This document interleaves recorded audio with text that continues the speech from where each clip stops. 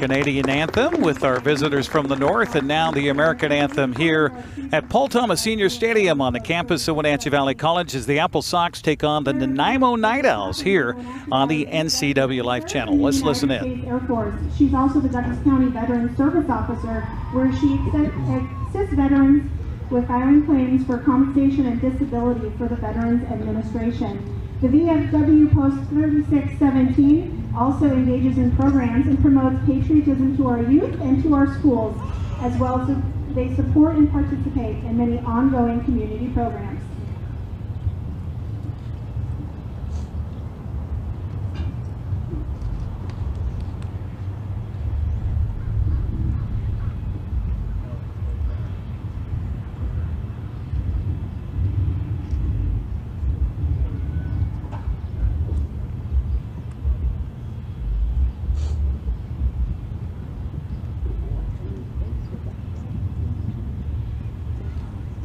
Oh, say, can you see by the dawn's early light what so proudly we hailed at the twilight's last gleam, whose bright stripes and bright stars through the perilous fight o'er the ramparts we watched were so gallantly streaming, and the rockets' red flare, the guns bursting in air, gave proof through the night that our flag was still there.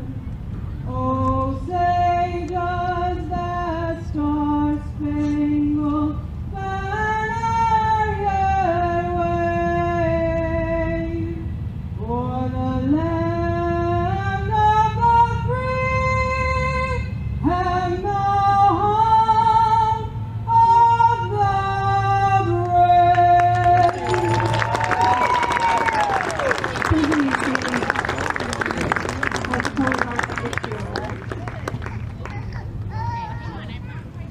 And a wonderful job with our national anthem tonight. Good to have the VFW here presenting the flags as well. Of course, the American Stars and Stripes, as well as the Prisoner of War, MIA flag. Brandon, you know our singer tonight? Yes, Josh Simonson's wife. I'm not familiar with her first name, but Mrs. Simonson. Mrs. Simonson, Okay. yeah. Mrs. All is her first name Yes, for tonight. yes. Well, along with Brandon Schmidt and Eric Granstrom with you here on the NCWLIFE channels, we get ready for the first of 3 games here this weekend for the Applesox. And here we go, Brandon. There's no time to waste here. As Jose Oglesby came up to us beforehand, he says, well, we basically cashed in all of our chips. We have no money left in the bank. It's time to earn our keep right now. 18 games left. You were a long way, 5.5 games out of first place in the south or in the north in the second half. You got to win. Yes, we do. We didn't start off very well, but you know what? There's streaks in baseball. Some of them are good and some of them are bad, and that was a streak that luckily we were able to take a break from. And now we get to come back and play baseball like we did early in the year. Well, and they picked up a nice win in Nanaimo where they won 2 of 3 in that series north of the border before the All-Star break. We had 4 players that went to Bellingham for the All-Star game on Wednesday night. Everybody's back except for some. The Applesox are without 7 people in the lineup here. The last time we had a game was on July 8th. Aiden Doherty no longer here. Mr. Pagnanaban is not here. Noah Fields, Mendez, Barnes, Sturkle, Ammerman, gone. Right. Added to the lineup is Pedro Quero. He is out of Spokane Falls. He's going to University of Texas Corpus Christi, just signed 2 weeks ago. And he is a catcher, and I talked to him before the game tonight, and he is something else, and he's in the starting lineup here tonight. Also added to the roster, you'll recognize this one if you're an Applesox fan from a summer ago. Evan Canfield is back. He's going to pitch tomorrow night. He can play in the field, too, in the outfield. Yes. He is a key cog for the Applesox. Yeah, he came up big for us in that playoff series that we had at home, so that'll be nice to have him back. Also joining the right? field is Ryan Cusey. Now Ryan, interesting story, is a converted third baseman. Now he's a pitcher, and he's expected to play here soon as well. He's a junior at St. Bonaventure University. Yeah. In New York, I think it is. Is that where it's at? Yeah.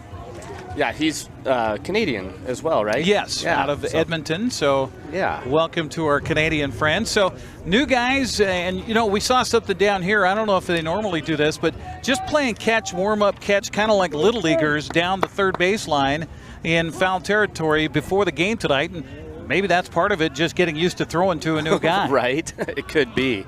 Meanwhile, the first pitch of the ball game is in a little bit too far inside to Trevor Goldanet, and we are underway here on the NCWLIFE channel as the game underway. And on the mound for the Applesox is Easton Brooks, getting his second, or make that third start of the summer, a 6'4", 195-pound sophomore from Utah Tech. He has no record of 4.50 earned run average, so getting a chance to get the start here to start the opening stand of the weekend here tonight against Nanaimo. The big right-hander's third pitch is in there for a called strike in the count of 1-2 strikes here on Goldanet.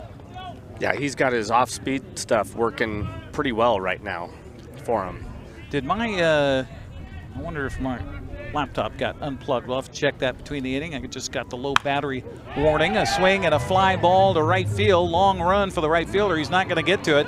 He'll take it on a bounce. Will Adam Haight out there.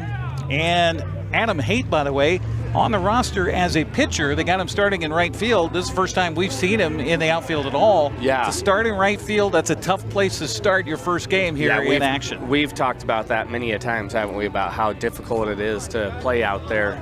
That play right there, I would have liked to have seen him lay out on that one. And the reason is it was going Nobody so on board. softly. Sure. And give yourself an opportunity. And for the first time, I think all summer, we really have no wind here tonight. To swing and a miss on the first pitch to Raul Fabian Jr., the 6', 200-pound senior from San Jose State. Yep.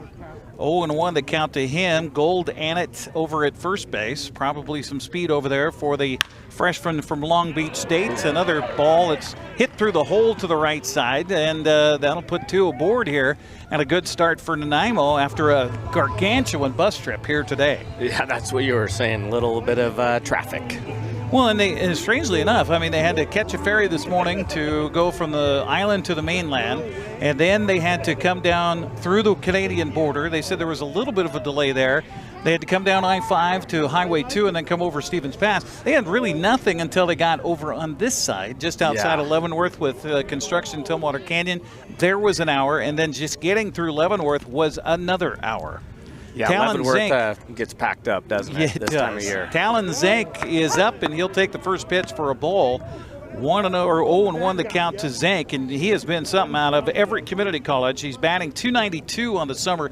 He leads the team in home runs with 4, and he's got 20 RBI, and a chance to do some damage here on the top of the first inning against Easton Brooks. Right-hander trying to work out of a jam with nobody out. Pitch swung on and fouled away, and the count quickly in Brooks' favor at 0-2. Underway here at Wenatchee Valley College under overcast skies.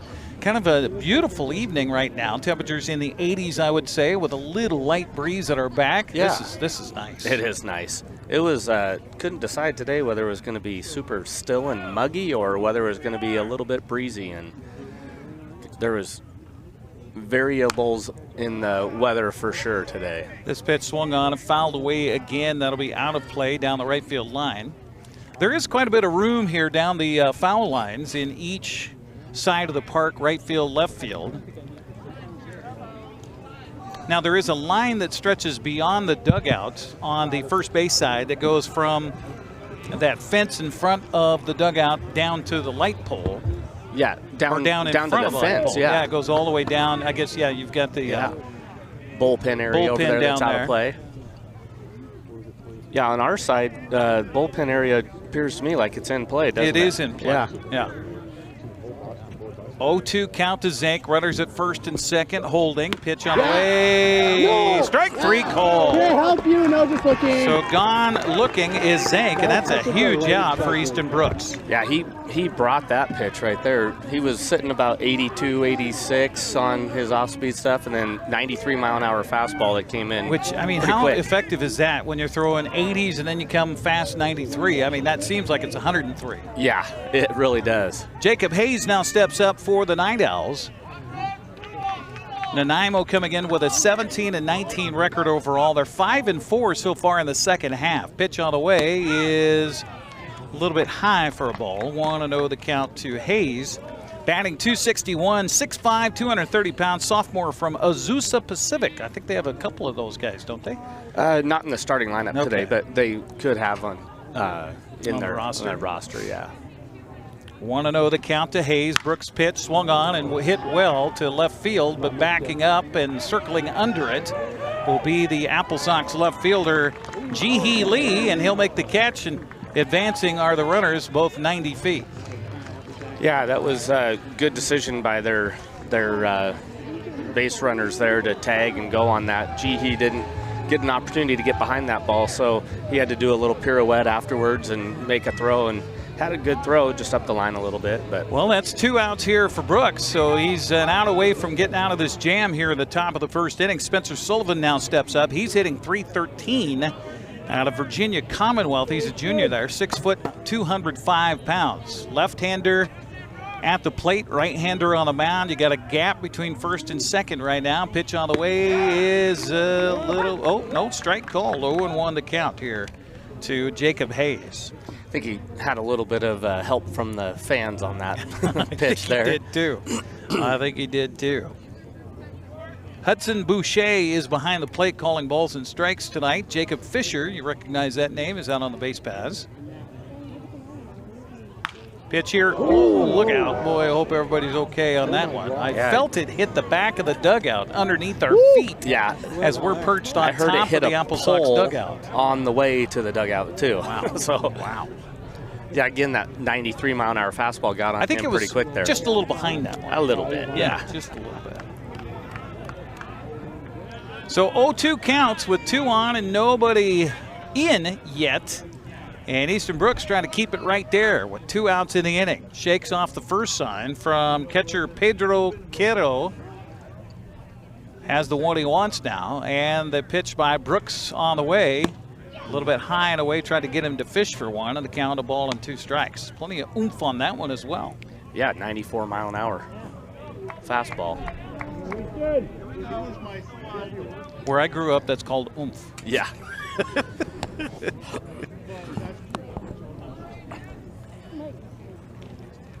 The 1-2 pitch misses high and away again, evens the count to Sullivan at 2 balls and 2 strikes.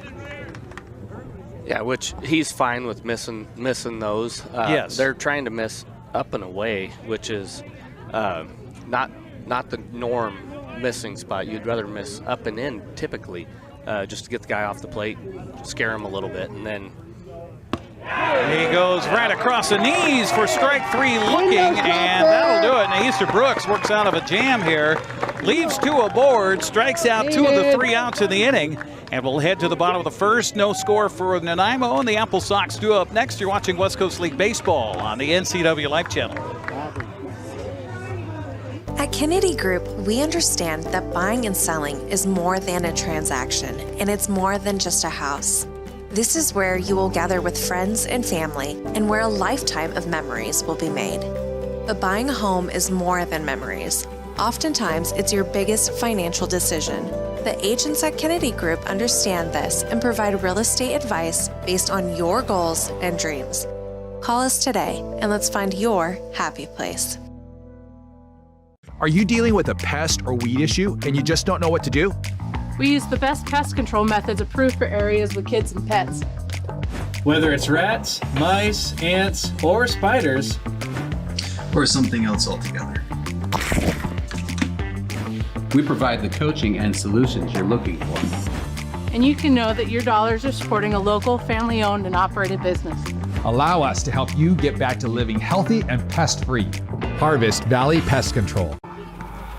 Welcome back to Applesox Baseball here on the NCWLIFE channel, brought to you in part by Valley Tractor, North Central Washington's trusted equipment rental dealer for 75 years. Also by Together for Youth, encouraging you to dispose of unused and expired prescriptions to protect youth and the environment. Find a kiosk near you by visiting medproject.org. Along with Brandon Schmidt and Eric Granstrom with you here on the NCWLIFE channel as we head to the bottom of the first. And Applesox kind of find themselves in a jam here. The season started off so well. They won 6 series in a row. Yeah. To start the first half, they were neck and neck with Bellingham for that first half title, and then they ran into Kamloops, and then they ran into problems, and then things kind of got awry. And then they started off the second half of the season against, guess who, Kamloops again. And it just really kind of rocked their world, and they're 3-6 heading into this game tonight in the second half. And meanwhile, Victoria's kind of running away with it right now. They've already got 10 wins in the second half. Oh, my goodness. Yeah. Coming out of guns a-blazing, huh? So what you're really looking for is not to win the second half. You're just looking to be better than Kamloops for that tiebreaker in the overall record. So right now they're both at 19-17, are Wenatchee and Kamloops. But Kamloops has the head-to-head advantage, winning 2 more against Wenatchee than the Applesox won. So they just need to get a better overall record for the season than Kamloops, right now anyway, to get to the postseason. But that's 18 games from now. We're worried about the bottom of the first is Adam Hates will lead it off, the right fielder out of Oregon State. He's a sophomore. He'll go up against Aiden Boyce. 6'5", they say he is. Yeah, he's a big kid, 235 pounds. He's got a 1-1 record, a 4.96 ERA. The impressive part is that he's got, in his 29 innings, 25 strikeouts, 5 walks. 5 walks, that's what you were saying. That's incredible. That's a pretty good ratio there. Yeah, definitely so. I didn't see what the delay was to get this. The center field gate was having issues. Yeah. Oh, okay. All right. First pitch is a ball low. 1-0 the count. Now we should mention that we're privy to inside information. This pitch swung on and popped up, and shallow center fielder, it will be the center fielder calling for it. Says jogging in is Andrew Ivy. He'll make the catch for the out, so 1 out for the Applesox here in the first. You have access to TrackMan that tells us the speed of the pitch, the spin of the pitch, a little bit of everything. Yeah, a lot of stuff that I don't even know what it means. Distance, home run per se. You also have, and something we're not going to talk about, but you have access to look at the strike zone, too, which is amazing that they could do that these days. Good. Yeah, well, you saw that in the Major League Baseball All-Star game. ABS? Yeah. ABS system? Balls and strikes? Yep. Automated balls and strikes. Okay. So ABS, kind of like the ABS light that's on the dash of my truck, and I still can't get it to go out. And, that's how the All-Star game ended, was on a, hey, check it. Randy Arozarena struck out. 1-1 the count here, and this pitch is a high fastball for ball 2 to Cade Martinez. One of the better Sox on the summer, batting .303, senior upcoming at the University of San Diego. Has been a stalwart at shortstop and just fresh off of an all-star appearance in Bellingham. Popped this one up in fair territory up the first baseline. And, those are not easy. The first baseman, Jacob Hayes, comes in and makes the catch, but sometimes there's a lot of English on that baseball coach. Yeah, there can be. And that's where it's good. People say that pitchers should not catch a ball, but they're athletes. They should go for balls. But in that situation there, that was the best decision for the first baseman to come in and catch that, because the ball always tends to go out away from the hitter's box. So Evan Cloyd now steps in for the Applesox, back with the team again this summer after missing most of the summer. He was here a few weeks ago when we were here. In fact, I think that was his first game back with the team. He's batting .304 so far. Welcome, Evan. That's right. Yeah. Evan, I'm out. He was a big portion of the team last year. Like we said, he hit the weight room a little bit. Yes, he did. Got himself a little bit stronger. He's yoked. Is that what they say? Yeah. Okay. This pitch swung on and fouled away, out of play. And a count 0-2 now on Evan Cloyd. First baseman tonight for the Applesox. We hear our crowd right near our field microphone getting into it tonight. Kind of a late arriving crowd here at Paul Thomas this evening. Yeah, it was. But it's filled up pretty good, actually. Looking around, behind us. Maybe were they all over at the concession stand? Maybe? Or at that kettle corn. Oh, my we've got. goodness. So normally they've got the barbecue going behind us on top of the third base dugout, but tonight they have kettle corn brewing. Kettle corn and caramel corn. He gave us some kettle corn here before the ball game, and ouch, that hurts. And that's why you lift those weights, kid, so it doesn't hurt that bad, but it still hurts. Yes. Yeah, that was some incredible caramel corn that we got there. Yes, much appreciated, by the way. So thank you to the kettle corn masters here tonight. Evan Cloyd, by the way, I was listening to the broadcast in Nanaimo over the weekend. Jackson Dodd was talking about how much Evan Cloyd got hit when he was at Cal State Bakersfield this year. I think, if I remember right, Jackson City was hit 32 times this season. Man.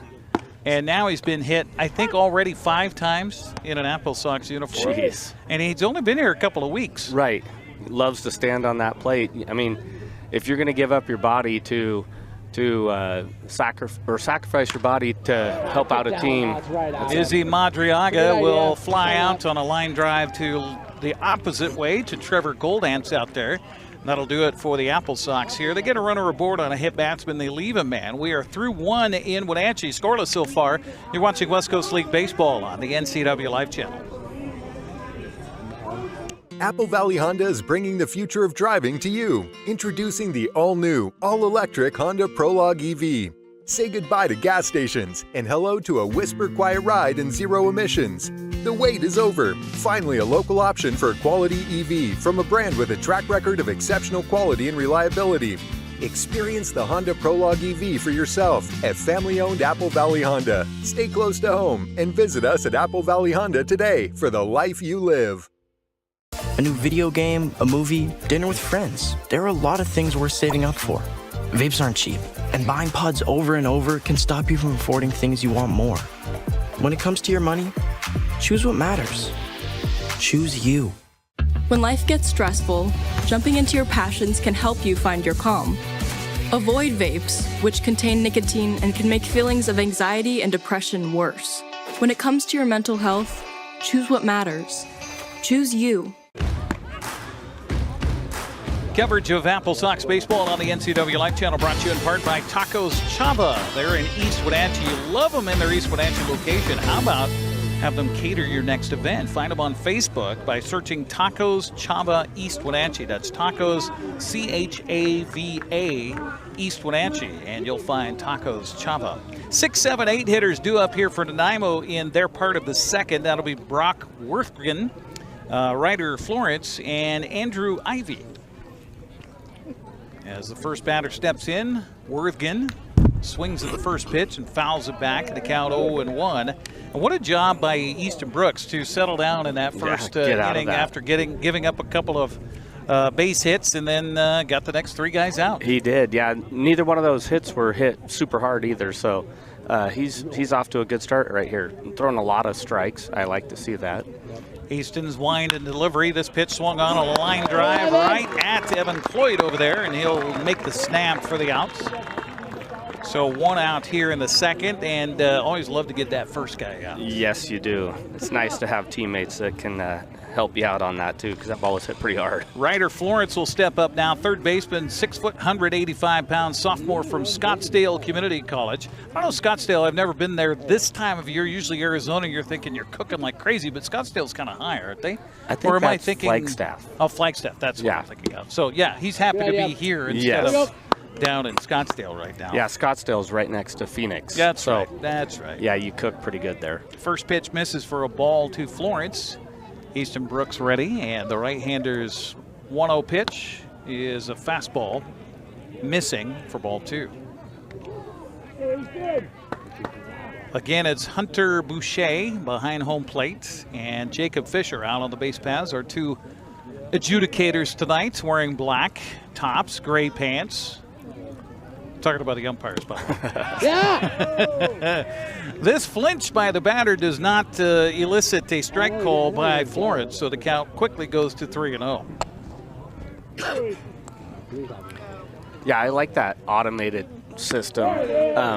You know, it takes out a lot of guesswork by by umpires, and they're human, just like the rest of us, and so they'll make a mistake from time to time. But then, do they think to themselves, "Oh my gosh, I missed that, so I'm going to try and adjust my strike zone for the next one," or what have you? So that's a great play right there. Izzy Madriaga, welcome to the Applesox. There's a few people here that haven't seen him play. He was here for that last game we did on the 8th. He did play over the weekend in a Wenatchee uniform here, and he will make a nifty field and throw for the out. So Florence is gone. 2 outs in the second, brings up Andrew Ivy. Ivy batting .233, center fielder is out of Arizona Christian. I'm not sure where Arizona Christian's at in Arizona. I don't think that's necessarily true. Because of all the sauces. But that automated strike zone, going back to that, you saw where Cal Raleigh in that All-Star game, where he said, "Hey, let's go ahead and check that one." And the umpire's like, "Really?"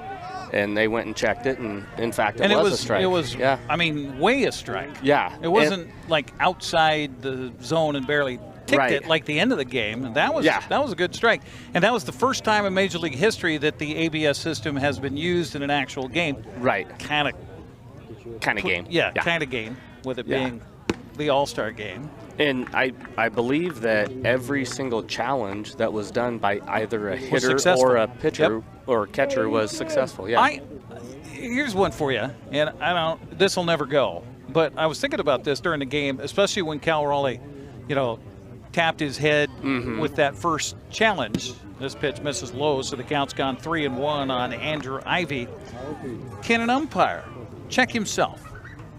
That's a good question. They said that only the pitcher and the catcher or the batter can be one to touch the helmet and get a review on the previous pitch. This pitch misses high, so a 5-pitch walk to Andrew Ivy. So a man aboard here with 2 outs in the second, brings up the number 9 hitter, shortstop Andrew Nikoluk. Yeah, I don't know if he could, but I would bet that it was shocking to me how correct those hitters and catchers and pitchers were. Yeah. Well, they know the strike zone really well. I've heard the discussion since then that the home plate umpire for the All-Star game was a perfect one for that because he's very amenable to have conversations about whether or not he screwed up. That's always a good thing right there. Pitch here swung on and a fly ball to left center. That's going to get down in the gap. Let's see. The Ivy rounding second, heading for third. He'll coast in, standing up there on a 2-out single by Nikoluk. That was a good job of getting the ball to second base there and keeping Nikoluk at first base instead of allowing him to get to second base there. It's a big deal to have that force out at second base in case you have a little bit of a fumble with the ball, then it's easy out there. So Trevor Goldanet was 1 for 1. He had that base hit down the right field line that Coach here wishes that Adam Haight had dove for. 2 outs here in the inning, and are you diving in the outfield now, Coach? Definitely. If it's a ball like that, again, I definitely would because, it's going to save drops, a run. Yeah, if it drops, it's going to score a run anyway. Yeah. First pitch is in for a strike. But, again, going back to I would like to have seen him do that, but we've talked about this many a times, how difficult it is to play right field at this ballpark, especially for somebody new. Especially when you don't know what the wind's going to do with a ball. Nice snap there by Quedo, the new catcher for the Applesox, as that pitch was way outside. I asked Pedro Quedo before the ball game, I said, okay, you're a catcher. I said, have you read Johnny Bench's book?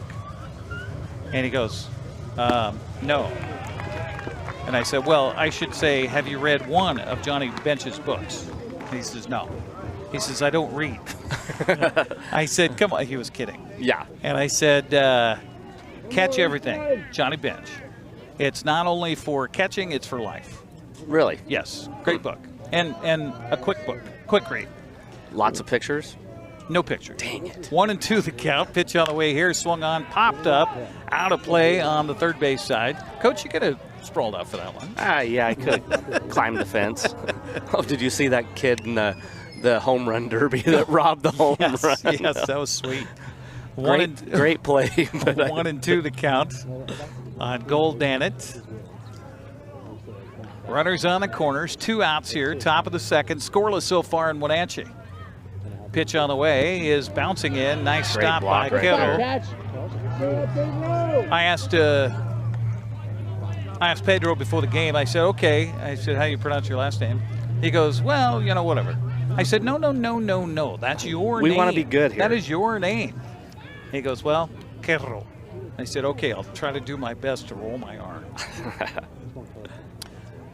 2-2 pitch, swung on and fouled back, and the count stays at 2 balls and 2 strikes. And hello, if there might be some of the Kerro family watching tonight here on the NCWLIFE channel. And welcome to Pedro. Congratulations to Pedro for signing out of Spokane Falls after his sophomore season to head to the University of Texas Corpus Christi. 2-2 count to Goldanet here. Pitch on the way by Easton Brooks, swung on and fouled over our heads and on a play. Look out, that's heading out towards great at bat right here. Heading towards the concession stand. We've had a few people plunked trying to get a dog at the concession stand. Yeah. Well, I've been here since 2000. So yeah, you've been here a while. I've seen a lot of games. We used to have a hot tub right here. Really? Were you ever here for that? No. Yeah, there was a hot tub that was right behind us here, behind the third base dugout. And of course, it was always fun to see if a foul ball was going to go plunk and splash. Well, a swing and a miss here by Goldanet, and gone are the Nightowls here in the third. They leave a couple of big ones on board, and so far Easton Brooks, living on that tightrope, will head to the bottom of the second. Scoreless so far. It's West Coast League Baseball on the NCWLIFE channel.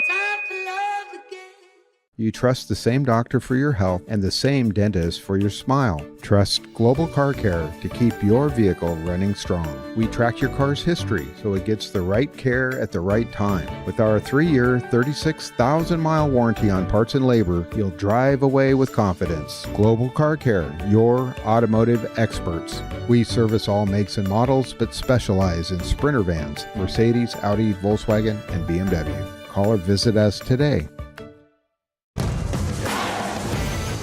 G.He Lee, Dylan Knowles, and Jack McWilliams due up here in the second for the Wenatchee Applesox. It's interesting, Brandon Schmitten joining us here on the broadcast tonight. Eric Grandstrom with you. That we've got some guys that are on the roster as pitchers. Yeah, that are playing in the field. Right. You got Dylan Knowles, who's listed as a pitcher. He's playing third base tonight. Got Adam Haight, who's listed as a pitcher. He's out in right field. Right. Well, at this point in the season, you do with what you can, right? That's true, and you know, I would say that there's very few of these kids that are playing college baseball that didn't hit in high school, and they were probably some of their better hitters on their high school team. G.He Lee will take the first pitch to him and drill it into left field for a base hit. So there you go, Applesox with the leadoff man aboard to start here in the second. Yeah, they don't get to the Division I level by being just an okay athlete. Right. They're good athletes. So Dylan Knowles will now step up for the Applesox. Dylan coming in on the season, batting .278. By the way, G.He Lee just keeps upping his average. He's .352 prior to that at bat. That's not bad in his short time in an Applesox uniform. Pitch here is high and away for a ball. 1-0 the count to Dylan, third baseman for the Sox tonight. Cal Poly San Luis Obispo. You're wondering, hey, wait a minute, what happened to that other third baseman we have, number 4? Yeah. Panyanaban had to go back to school. Yeah, that's a tough thing that this league has. You know, it's not these athletes are student athletes, so they've got to take care of their education, and which is a really good thing. And this and sometimes, especially if it's a younger guy, sophomore going into his junior year or freshman, sophomore, you don't know what kind of housing arrangements they need to take care of when they get back to school, that type of thing. Swing and a miss here by Knowles, really 2-1 to count. Right there. Yeah, that's very true. Moving out of the dorms and into a apartment or a house. Right. And pitch on the way as he'll square to bunt, moves up in the box, takes the pitch for a ball. 3-1 the count, and I think he was looking over here at third base. The third baseman, Ryder Florence, was playing well back of the bag. Good idea there. I like that idea. Drop a little drag down here, and you get runners at first and second, and yeah, that's always a good thing to steal base hits. Pitch by Boyce is a strike called. Meanwhile, pinwheeling the bat out, thinking it was ball 4, was Knowles, so he will have to sheepishly grab the bat back, and you never want that as a conversation between the home plate umpire and yourself. Yeah, that pitch might have been a little bit outside. 3-2 count to Knowles here, and the runner from first goes. The pitch is a fastball low and inside, and that one is ball 4. That looked a little closer than the previous one. Yeah, I think that one was a little bit down. So the other one I think was away, and that one was a little bit down. So that'll bring up Jack McWilliams, DH, 6'3", 190-pound sophomore from Columbia, batting .273. He too, a listed pitcher, will step up here, and you think a bunt is coming our way? Yeah, I would assume that we're going to get a bunt. Well, maybe not. He'll swing away and foul it away, and the count 0-1 on McWilliams. Well, at this point in the summer, McWilliams has been here all summer long, and Coach Mitch Darlington in the third base coach's box knows his abilities. At this point, knows what he can do. Yeah, I still like to score early, so I wouldn't mind seeing bunt here. He takes the pitch, and it's a strike called, and the count 0-2. That's in the other batter's box. Well, obviously the people behind home plate are not agreeing with the umpire's call there. Yeah. 0-2 the count to McWilliams, with Pedro Quero due up next. Pitch is low, and a nice stop by the catcher for the Nightowls. Keeps the runners right where they are. Good job by Brock Worthgen on that one. Yeah, and that's, like we've talked about too, that's a little bit different, bouncing off turf in comparison to bouncing off of dirt. McWilliams, a hefty swing on that fastball, misses it for a strikeout. That'll be the first strikeout of the night here by Aiden Boyce. 1 out in the inning, runner still at first and second, brings up Pedro Quero.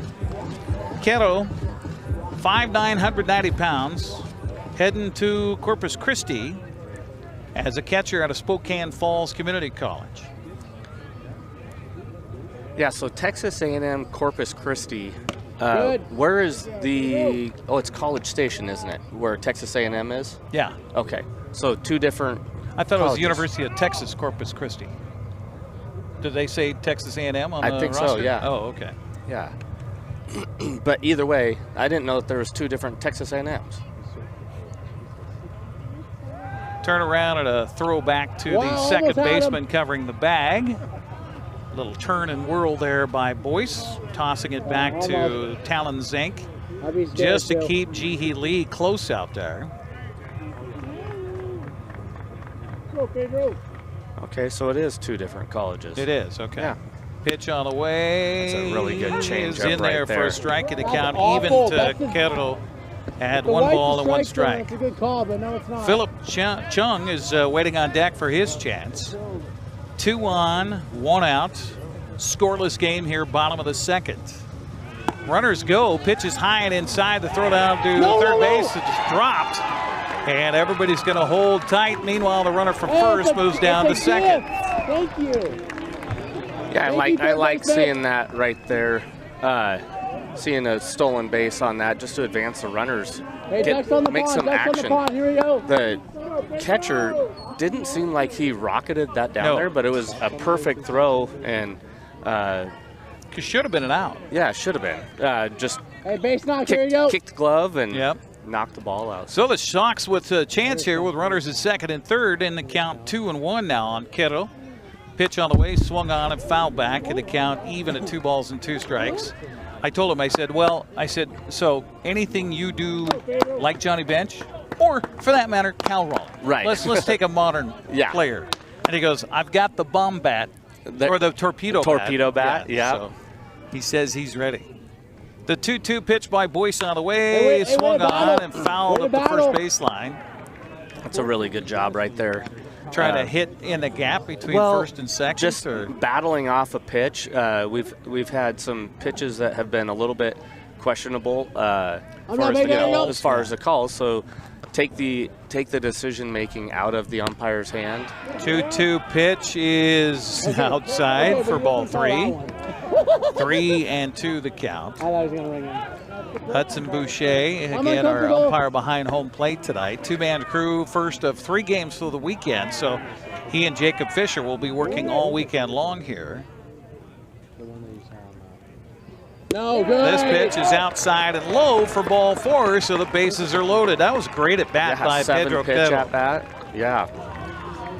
That's a really good job. And you know what? The previous pitch where people were like maybe complaining that it was a strike from Nanaimo, maybe complaining that they're a strike, but that's where it's so important that Pedro has a good relationship with the umpire. You know, then maybe they'll go ahead and give him a little bit of a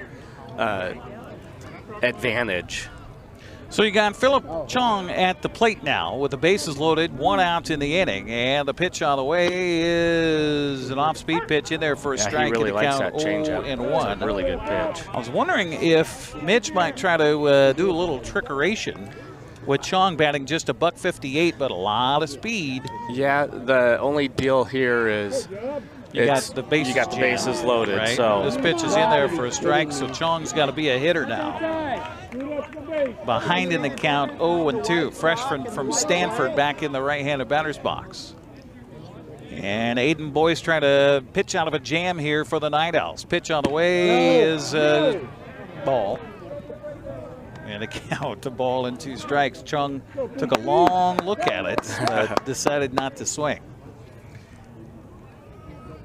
Kind of thickening clouds here this afternoon late, and now I look on the western horizon, looks like blue skies coming. Pitch here, swung on a hit hard right to the second baseman. He'll field the second for 1. The relay to first, not in time. Run scores. Applesox up 1-0. That was a bang play there. Good job getting down the line there by Philip Chung. Not giving up on it because you had a guy field a ball. You know, you could easily be upset with yourself because you hit a ball and it was fielded, but he didn't. He continued to run hard there, and that ball was smoked too off the bat. So great job. 2 outs here in the inning. Speed by Chung scores the run. Runners on the corners now. Chung will go. The pitch is swung on and fouled back by Aiden Haight. And the count 0-1 on Aiden, who flew out to center, or popped out to center, back in the first inning. Yeah, that was a good swing that he had right there, though. That was timed well. Right on it, yeah. Just underneath of it. 0-1 to count to Adam, sophomore at Oregon State University. I don't know how much longer we'll get him for the summer. We'll see. Yeah, they're on a quarter system, so they don't start until late. Like later? Yeah, like okay. UW and okay. This pitch misses high for a ball. 1-1 the counts on Adam. Haight kind of struggling at the plate, although he hasn't had a lot of opportunities. $167 so far on the summer for Adam. In fact, this is only his 14th at-bat of the summer. So we mentioned he's a pitcher on the roster. 1-2 the count to him here with runners on the corners. Knowles at third base. Chung at first base, and the pitch misses for a ball. Evens the count at 2 balls and 2 strikes. Yeah, he does a really good job of mixing up his speeds. I can see why he's so effective. With the strikeouts. Yeah. Definitely. 25 strikeouts coming in, only 5 walks on the summer. And he had 3 today. Runner from first goes. The pitch swung on and fouled away out of play. So back to first trudging will be Philip Chong. Yeah, so we've already almost equaled his full season in walks. Free bags with the hit by pitch and then 2 walks. 2 walks, definitely. Our broadcast here on the NCW Life channel brought to you in part by Save Mart. Shop smart, shop local, serving the Wenatchee Valley since 1962. Move to first. That's a good idea to keep Chung closer to the bag at first, since he just tried to move his way up to second on that last pitch. Yeah, full count, he's going to be running on the pitch, so. 3-2 pitch, swung on and fouled back again, and he's just missing under Just missing it. But this inning, we've had some really good at-bats. We had a 6-pitch at-bat, 7-pitch at-bat, and this is going to be at least an 8-pitch at-bat, so. And that bodes well for the Applesox if they want to does. try to chase Aiden Boyce from the ball game early, get his pitch count up there. Again, full count, pitch on the way, fouling away again. What a battle here between Aiden Boyce and Adam Haight. Battle of the A's happening here. Boyce is hating this, isn't he?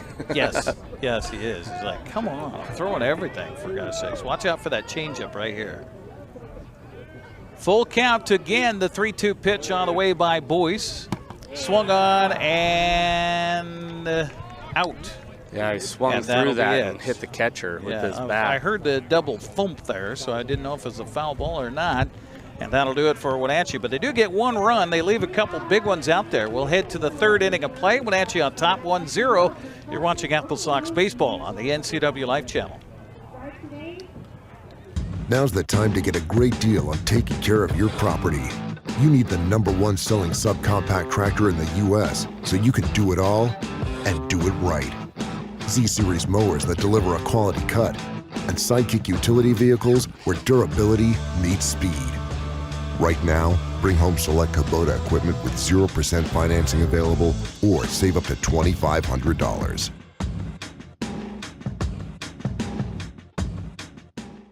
Hey, welcome back to Save Mart. What can we help you find today? We're looking for a mattress. Oh, right this way. We got a large selection. We have this pillow top here. Oh, comfortable. We have more to choose from down here. Oh. I think I have the perfect one over here for you. I guess we'll take this one. You'll find it at Save Mart. Full service at a low price. 1-0 Applesox on top as we head to the top of the 3rd. And our broadcast tonight brought to you in part by Sangster Motors, family owned and operated, home of the all-new electric Hummer pickup and SUV.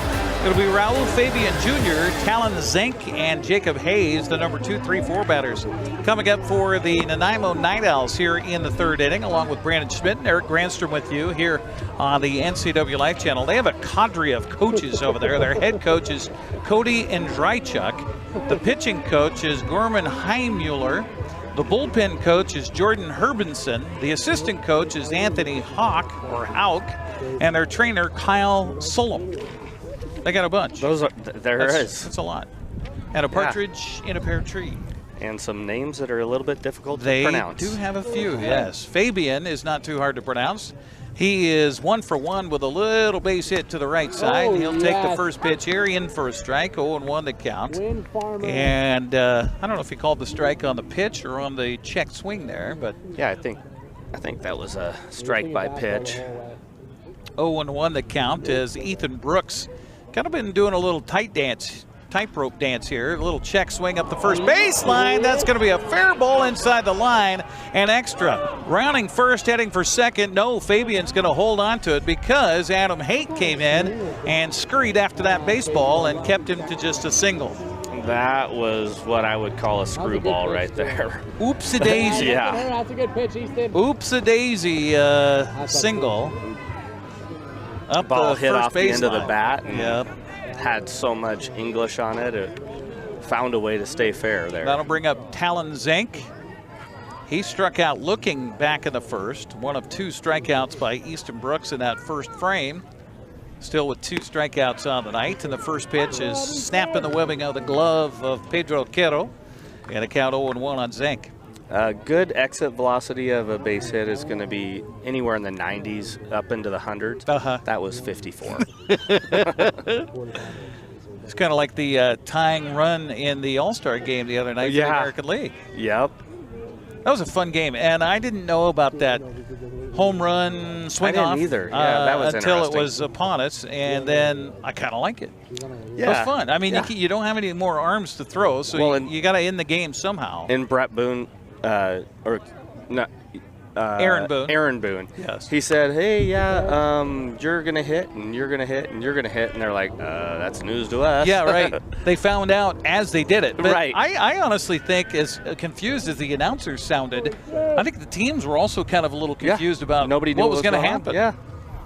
We'll assume that it's not going to happen, and well, it did. Yeah, right. Exactly. 0-2 the count here to Zink. And Brooks' pitch on the way is a curveball missing outside for a ball. Good pitch 1-2 the count. Trying to get him to chase a little bit. Got other games happening in the West Coast League tonight with Walla Walla at Marionberries. They lead that one 2-0 in the bottom of the second. Scoreless for Yakima Valley and Portland. That's in the bottom of the first. This pitch is a foul ball. Yes. What? Or no, That's he's off going to the say knob. it hit the batter. That's off the knob of the bat. Wow. Okay. That's Got a lot of off the knob umpires the behind bat, home Blue. plate tonight. So now runners at first and second help. here That's off the for. You can And hear Easton it. Brooks is asking for an appeal out to the base umpire to Where's New see York? if he can see it any better from 75 feet away. And I don't think you can do anything on that other than just go by sound, honestly. Right. And from our sound, it was hard to tell if that was the end of the bat or if it was his hand. Couldn't tell. Yeah. Now, our person closest to our field mic here tonight is saying that it hit the bat. But runners at first and second now. And now here we go, another tightrope walk for Easton Brooks as Jacob Hayes will come up. He flew out to left back in the first.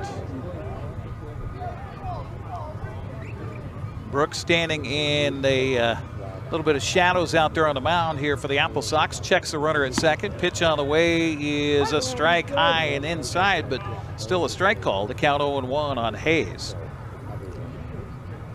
Hayes batting .261 coming into the series here tonight. It's not a jet taking off behind us, by the way. It is the kettle corn that is being flamed in a giant kettle. Yeah. This Nice pitch is in there for a strike, and the count quickly in Easton Brooks' favor at 0-2. Of course, he was ahead 1-2 on Zank, and then apparently hit the batter. So Zank is at first, Fabian Jr. out at second, and an 0-2 count on Jacob Hayes. First baseman back in the right-handed batter's box, an imposing figure there. Yeah, he's a mountain of a man, isn't he? Brooks with a pitch. Swung on and barely getting a piece of that, and fouling it back was Hayes, so he stays alive at 0-2. Our broadcast brought to you in part by Les Schwab. Having the right set of tires and wheels on your vehicle is just part of essential safety. Les Schwab takes your safety seriously. Stop on by today. 0-2 the count to Hayes with 2 on. 1-0 Applesox lead, but that's tenuous here in the top of the third inning. Brooks with a pitch on the way. Swung on a miss and a strikeout. That was a the great first pitch out. right there. It looked like he took a little bit off of that one right there. That's the third strikeout of the ball game for Easton Brooks. Means we're 2 away from free socks for everybody Yes. here at the ballpark. Everybody loves that. You know, Eric, when I walked in here and we first sat down, I said, oh, it doesn't look like there's very many people here tonight. But as we look around, Yeah. there's a lot of people here. This is awesome. What a great It's a night. typical Wenatchee Valley show up. Yeah. It's They're kind of, gonna you play ball go, early hey, on honey, now. you want to go to the game tonight? Yeah. Well, let's go. Last minute. Yeah. Pitch here is in there for a strike to Spencer Sullivan. And the count 0-1. And Easton Brooks doing a nice job of changing speeds here. Yeah, and a very good job of getting ahead in the count, which I really like to see. Yeah, he's been ahead of everybody in this inning so far, even though he's got 2 guys out on the base pass. 0-1 the count to Sullivan. And the pitch on the way. Swung on and hit hard but foul up the first base side, and the count 0-2. Yeah, the last 6 batters he's faced, he's been ahead in the count on.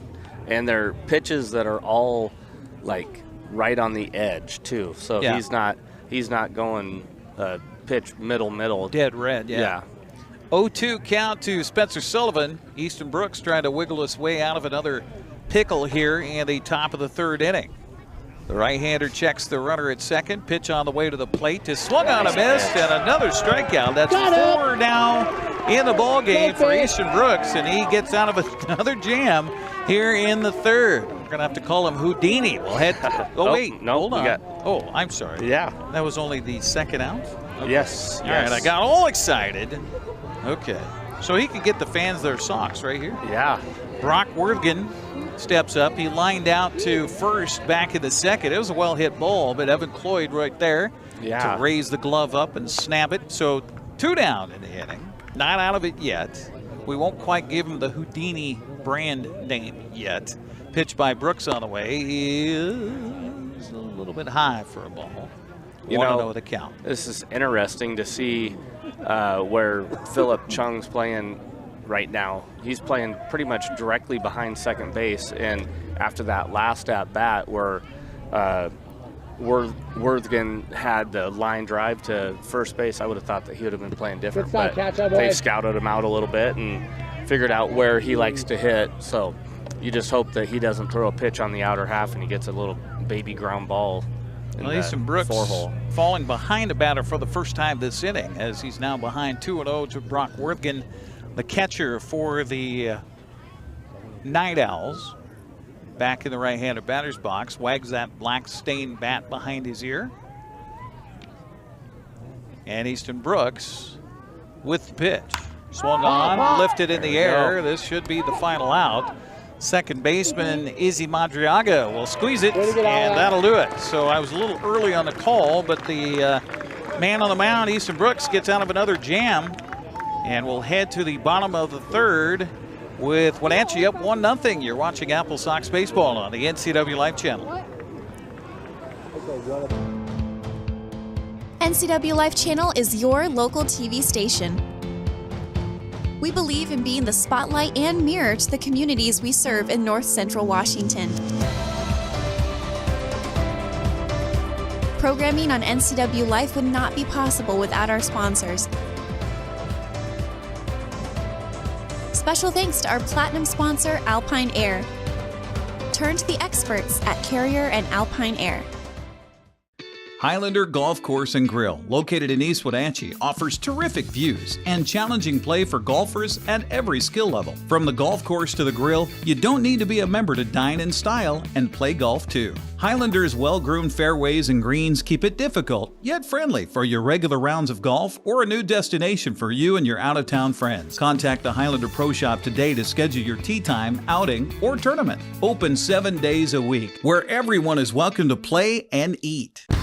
Heading to the bottom of the third inning, Cade Martinez, Evan Cloyd, and Izzy Madriaga due up here in the third. The 2-3-4 hitters for Mitch Darlington and the Applesox. Must-win time for Wenatchee. They're 19-17 overall. Right now, they have the exact same record as Kamloops, but head-to-head, Kamloops, they've already finished their 9 games against each other, and Kamloops edged Wenatchee 5-4. So they have the advantage if it's a tiebreaker scenario, so Wenatchee just needs to win and do better than they do for the next 18 games. Exactly.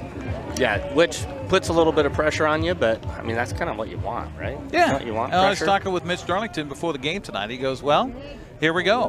1 game at a time. Pitch on the way, swung on a miss by Cade Martinez, 0-1 to count. As we're heading into the bottom of the third inning, we'll catch you up to date on some other games. Marion Berries now has a run on the board. They trail Walla Walla bottom of the third, 2-1 down in Salem tonight. This pitch is ball 1-1 to Cade. Yakima leading Portland tonight down at Yakima County Stadium. This pitch, look out, hit the pitcher in the back of the shoulder, and race to first is going to be an out. But they need to check on their pitcher, I believe. Boyce looks like he's okay. The umpire coming out to ask if he's okay. He nods his head saying he's okay, but that was a line drive right back at him, and it looked like it kind of hit him in the meaty underneath the back of the shoulder. I tell you, that was fortunate for Boyce there that he didn't get injured pretty bad, because that ball was hit hard. We talked about earlier the exit velocity, and that was 99. So that was coming off there pretty good. Evan Cloyd now steps in. First pitch to him, hits him on the helmet. So here he is Hit by a Fifth batter. time? Hit by a pitch, yeah. 5th time. In 7 games? In 7 games for the Applesox. 2 times tonight. He's 2 for 2. The on-base percentage. Yeah. So, well, that helps your OPS, right? Yeah. Yeah. Izzy Madriaga will now bat with a runner at first base. Other scores tonight, Port Angeles leading at Kelowna 1-0. That's in the top of the 4th. Bottom of the 2nd, it is Corvallis at home leading Springfield 2-1. Victoria is at Bellingham. The Harbor Cats have the lead in the top of the 4th, 2-0. Pitch here swung on, popped up, and this is towards the first baseman. Calling for it is Jacob Hayes, and he will make the catch for the out. So 2 outs for the Applesox. So unfortunate for Cade. That should have been a base hit easy to center field. Yeah, that ball was hit very hard, and like I said, it's fortunate for Aiden Boyce that he wore that on a meaty part of his body instead of somewhere like an elbow or a forearm or bone. Yeah, face. Bottom of the 2nd in Bend tonight. The Elks and Cowlitz are tied at 3-3. This pitch low for a ball to Ji-Hee Lee, who has Wenatchee's only hit on the night. Is that correct? Yes. Yeah. We've got a lot of guys on base so far, but due to the hit by pitch or walks. Yeah. Pitch here misses outside for a ball. 2-0 the count to Ji-Hee Lee. And one other game to tell you about, Edmonton at top of the 6th inning is, boy, that's a quick moving game, huh? Top of the 6th already? Yeah, against Kamloops, leading that one 3-0. Swing and a miss here on a hefty cut by Lee, and the count goes to 2-1. Now is that because it's a different time zone? Here we go. Well, they started at 7:05 our time. Oh, really? Yeah. So how can they play 6 innings in 20 minutes? 25 minutes? Unless they started it early. Sometimes swing and a miss here, another hefty cut by Lee. Sometimes in that game, what did I say it was? Edmonton tonight? Yeah. They do have a lot of fires burning. Sometimes they'll move those games around, start times, to try to get away from smoke in the air, that type of thing. So I'm not quite sure about that. Yeah. 2-2 count with 2 outs, 1 on for the Applesox at a 1-0 lead. This pitch swung on a ground. There we go. Past the shortstop, diving into center field. And runners at first and second with 2 outs on the single by Ji-Hee Lee. Every time. It's a good day so far. Yeah, fell behind, or had the count even with him at 2-2, and he was taking some hefty cuts on those misses. Yeah, he was. Finally connects and drills it up to center field for the base hit. So runners at first and second as Dylan Knowles will step up. Dylan worked himself aboard on a walk back in the 2nd. Only in the 3rd here, already his 2nd at bat. Pitch on the way to him, swung on, popped up, foul territory. Will it swing back fair? It will. Who will call for it? And finally, the 3rd baseman, Ryder Florence, will catch the ball for the outs, and that'll do it for Wenatchee. They leave 2 aboard. They've had a lot of base runners on the left on the pass here. That's 5 now on the night as we head to the 4th inning. 1-0 Wenatchee on top of Nanaimo. You're watching West Coast League Baseball on the NCWLIFE channel. The agents of Kennedy Real Estate Group are committed to providing the ideal client experience. We believe in the power of relationships. Why? Because we don't just work here, we live here. From the nonprofits we serve, the parks where we play, and the local businesses we support, our team understands the value of living in the Wenatchee Valley. Let's begin your real estate story. Les Schwab changed the tire game more than 70 years ago. Today, we still believe you should get more from less. Like more hustle, less hassle. More of the best service around, less of the runaround. Because we include America's best tire warranty in every tire we sell. So you get more unbeatable warranty, less charging you extra. It's why we're more than proud to say, you get more from less. Bottom of the order due up for Nanaimo here in the top of the 4th inning. Ryder Florence, Andrew Ivey, and Andrew Nicolak. It is a 1-0 ball game so far, and so far Easton Brooks, coach, is living on the ragged edge here. He's had runners aboard every inning so far and has been able to work out of it with some defensive help. right now, wouldn't you love to see a 1-2-3 frame, especially with the bottom of the order due up? Yeah, that would be good. You know, he's had a lot of base runners, but he's 54 pitches going into this inning, so averaging 18. You would really love to see about 12 to 15 an inning, but his pitch count's been pretty good, honestly, for as many base runners as he's had. So Ryder Florence takes the first pitch outside for ball 1. He grounded out to second back in the second. Easton's 1-0 pitch is a little bit inside for a ball. 2-0 the count. Mariners had a late start time tonight, so we'll get you an update on Seattle baseball as they host the hated Houston Astros. Yes, they are. Pitch is swung on and fouled away, and the count goes to 2-1 on Florence. I can get that for you, Eric. That's 7:10 start time. Yeah. Right? 0-0 in the, what inning is it? Probably the fourth, I imagine. This pitch swung on and hit off the pitcher. It's going to bounce foul and be a fair ball. And a base hit. Boy, we've had some weird bounces here tonight. Yeah, that ball was hit hard right there too. Not as hard as Cade Martinez. Martinez. Not Cade, but no, it was Cade, wasn't it? Let's see, who was it?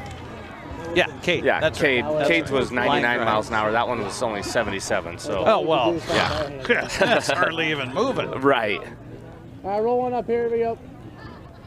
Oh, it's only the bottom of the second in Seattle. Scoreless so far. Ooh.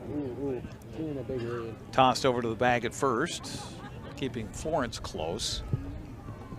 Andrew Ivy walked in his first at bat, got all the way around to third base, but was stranded there.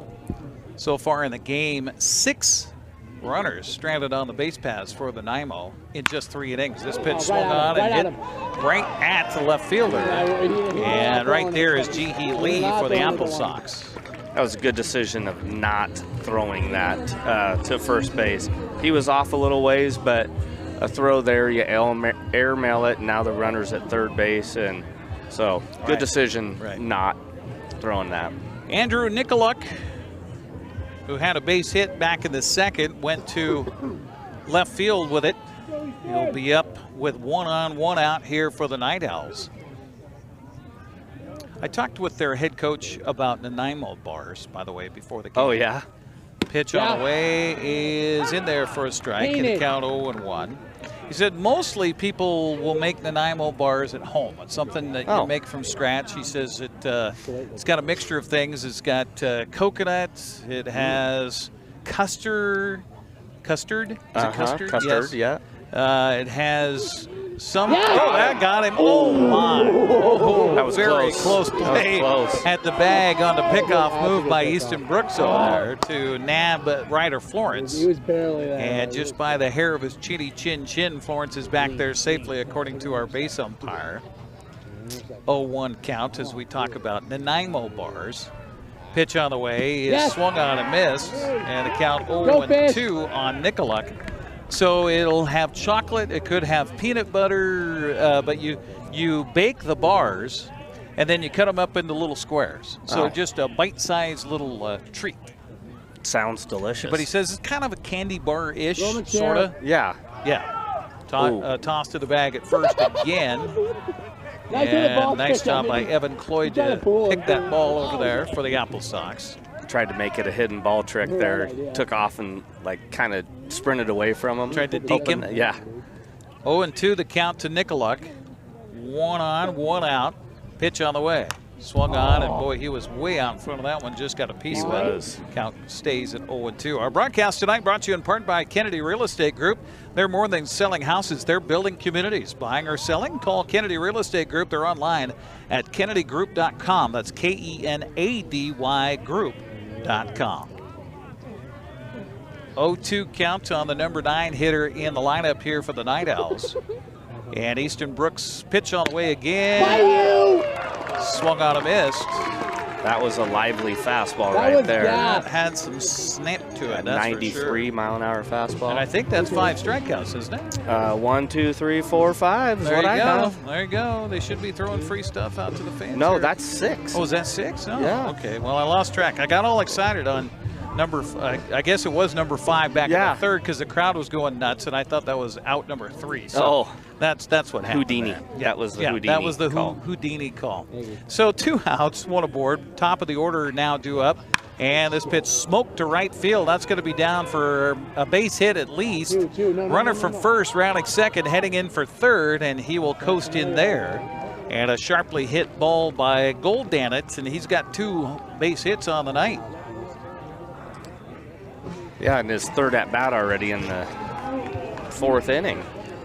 That'll bring up Raul Fabian Jr., who also has a couple of hits tonight. He's 2 for 2. Both have gone to the right side.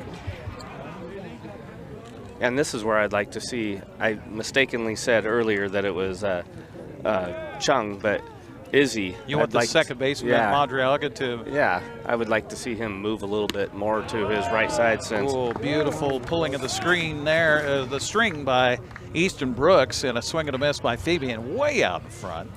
Both balls that Raul's hit have been to the right side, ground balls to the right side, so I would like to see that adjustment made. But again, they've got their scouting reports that they're looking at, and they know it better than the 2 at-bats that I've seen here. So, well, you would think they should. They would, yes. 0-2 count to Fabian, so Easton Brooks trying to do another little magic trick here with runners on the corners and 2 down. And the pitch on the way is swung on and missed, and that will be the final out. I think I got it right that time there, final Coach. Out, yeah. Swing and a miss by Fabian. That's strikeout number 7 on the night for Easton Brooks. Well, somehow he's managing it, and through 4 or 3.5, scoreless for the other guys, the home team with 1. Watching West Coast League Baseball on the NCWLIFE channel. Back with more right after this. Welcome to the summer of good. Good people, good taste, good vibes, and good, well, everything. When you're ready for some old-fashioned good, Abby's is your place. We've been celebrating summers around the PNW for over 60 years. At Abby's, good is a legendary tradition.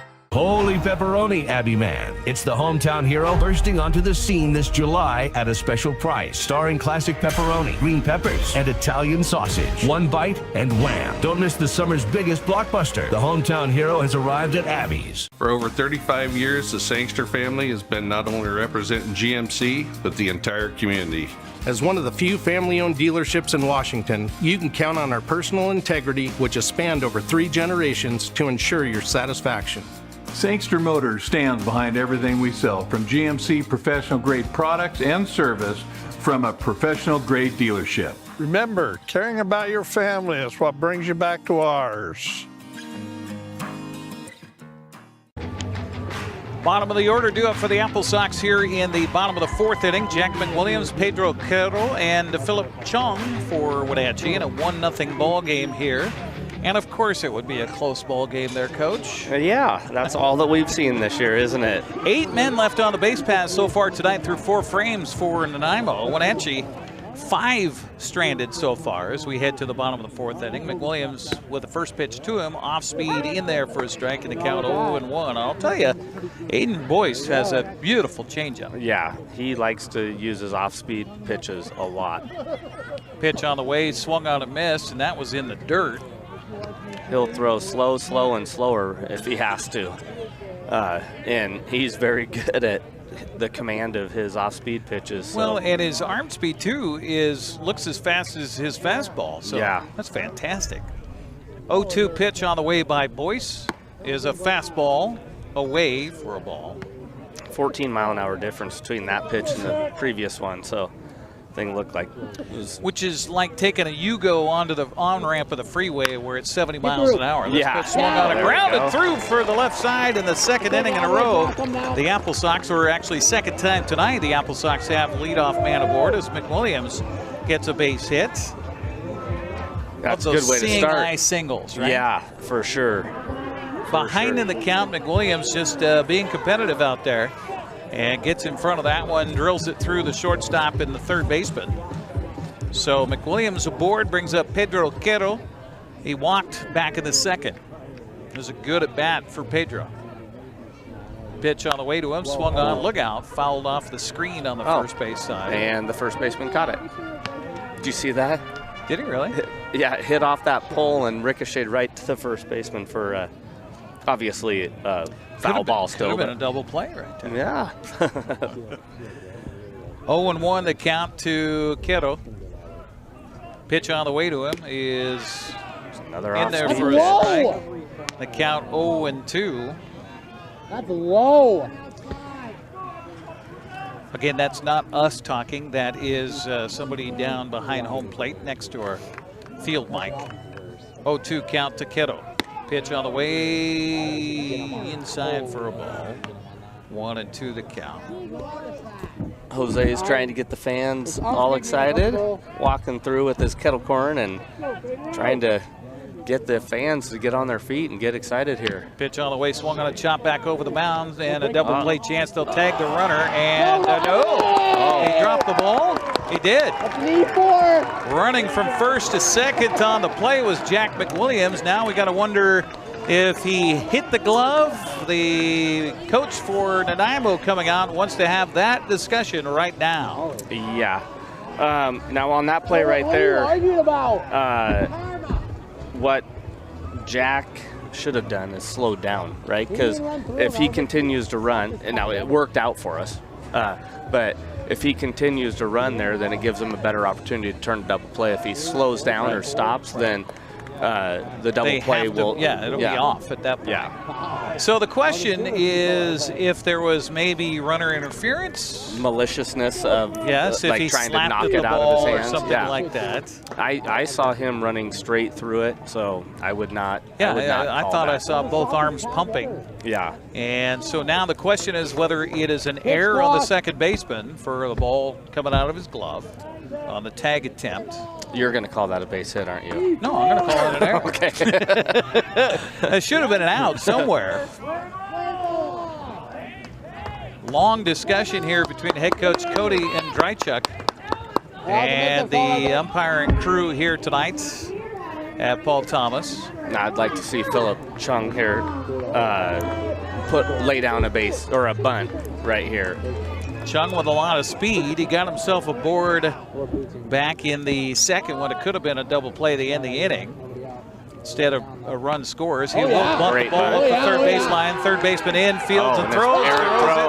Away, and everybody is safe. Good backup over there by the second baseman. Okay, if we can see the base umpire, he was content on watching Chung on that because he kind of turned his shoulders to act as if he was going to run towards second base. And Nanaimo's second baseman did a really good job of backing that play up there. And so when he turns to go to second base, he is now a live runner, so he could have gotten tagged out there, I think, is what the base umpire was looking at there. So they're going to give him a bunt single for that.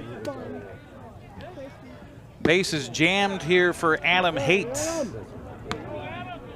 Haight, fly out, a strikeout. 0 for 2, looking for his first safe base hit of the night, and this will be a great time to get it, to give Wenatchee a little more lead here. It's 1-0.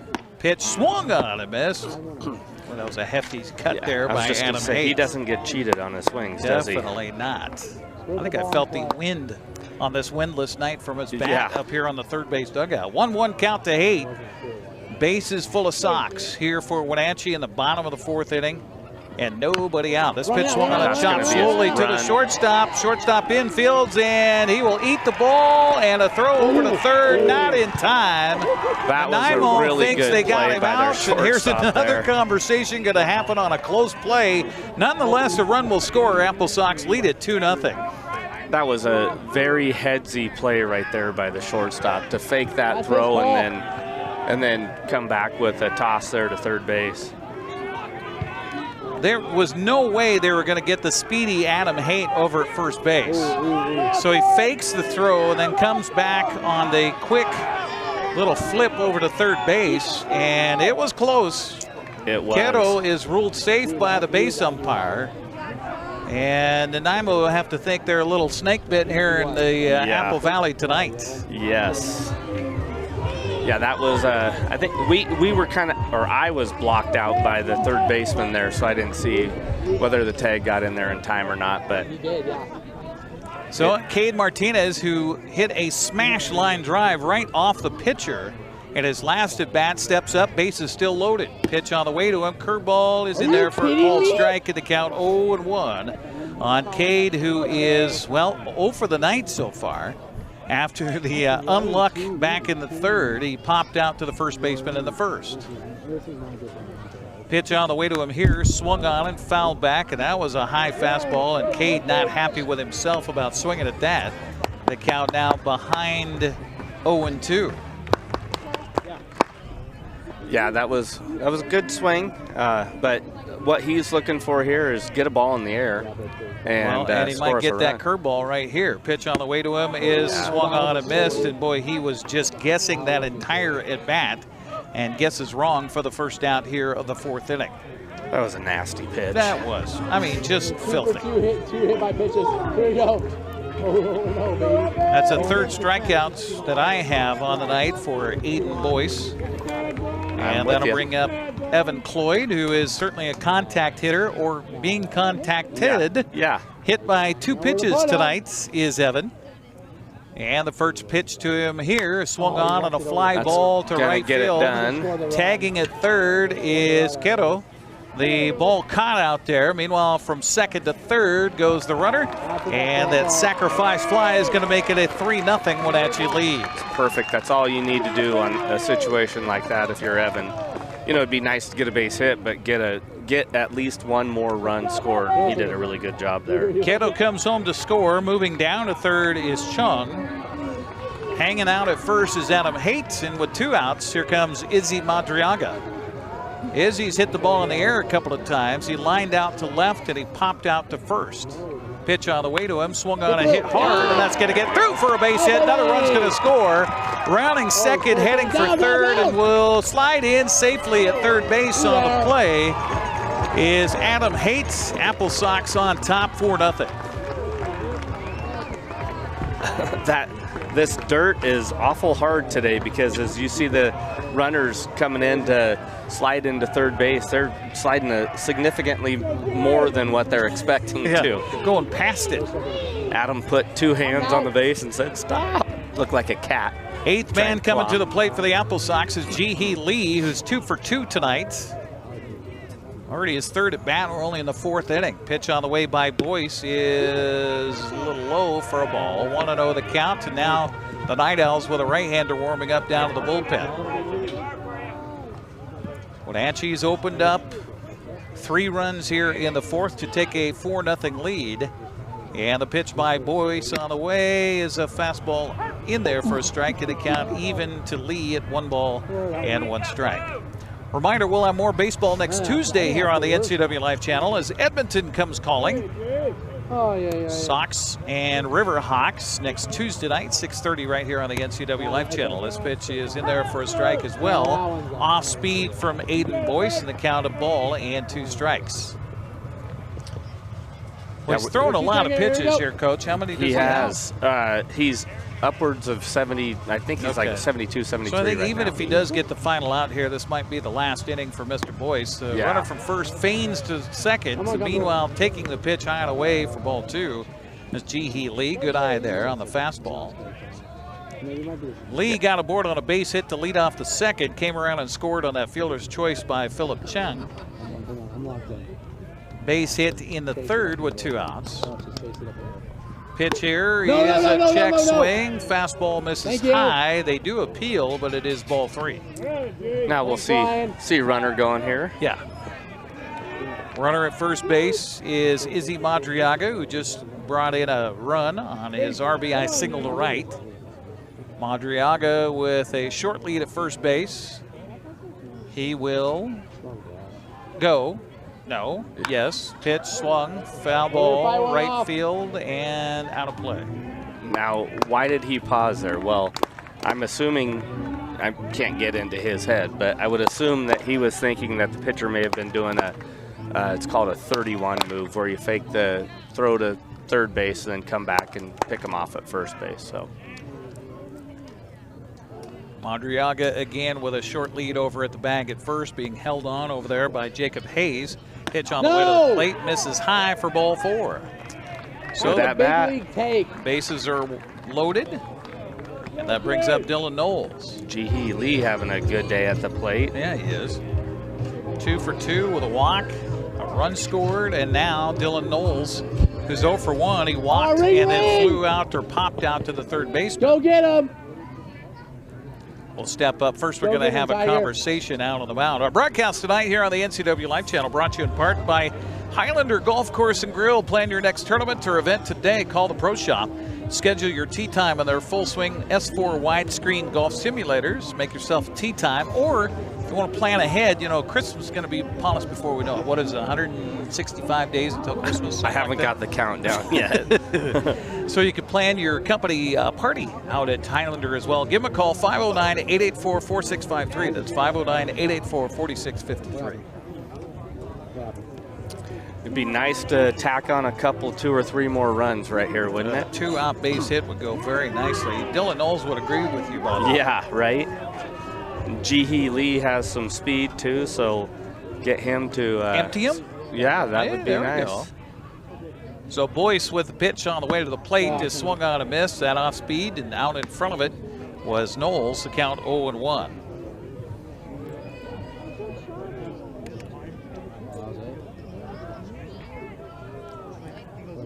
Knowles likes swinging at that first pitch. He's done it the last 2 at-bats. Swung at first pitch. Luckily, he didn't make poor contact on that one. He takes the next pitch in the dirt for a ball.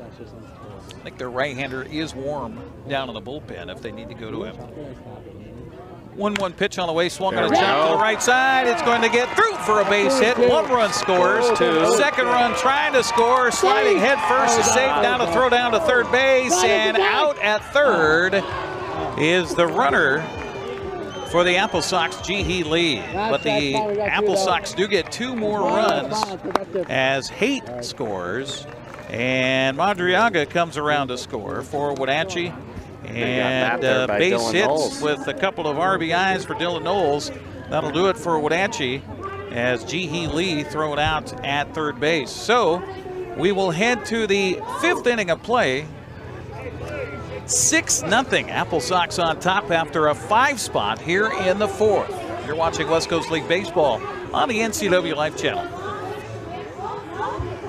Hi folks, welcome to Save Mart. How can we help you today? We're looking for a recliner. Okay, right this way. Go ahead and move this chase on the other side. We can just Great, I want that one. I like that one. That's a great choice. And I want this one as well. Okay. And I definitely want this one. You'll find it at Save Mart. Full service at a low, low price.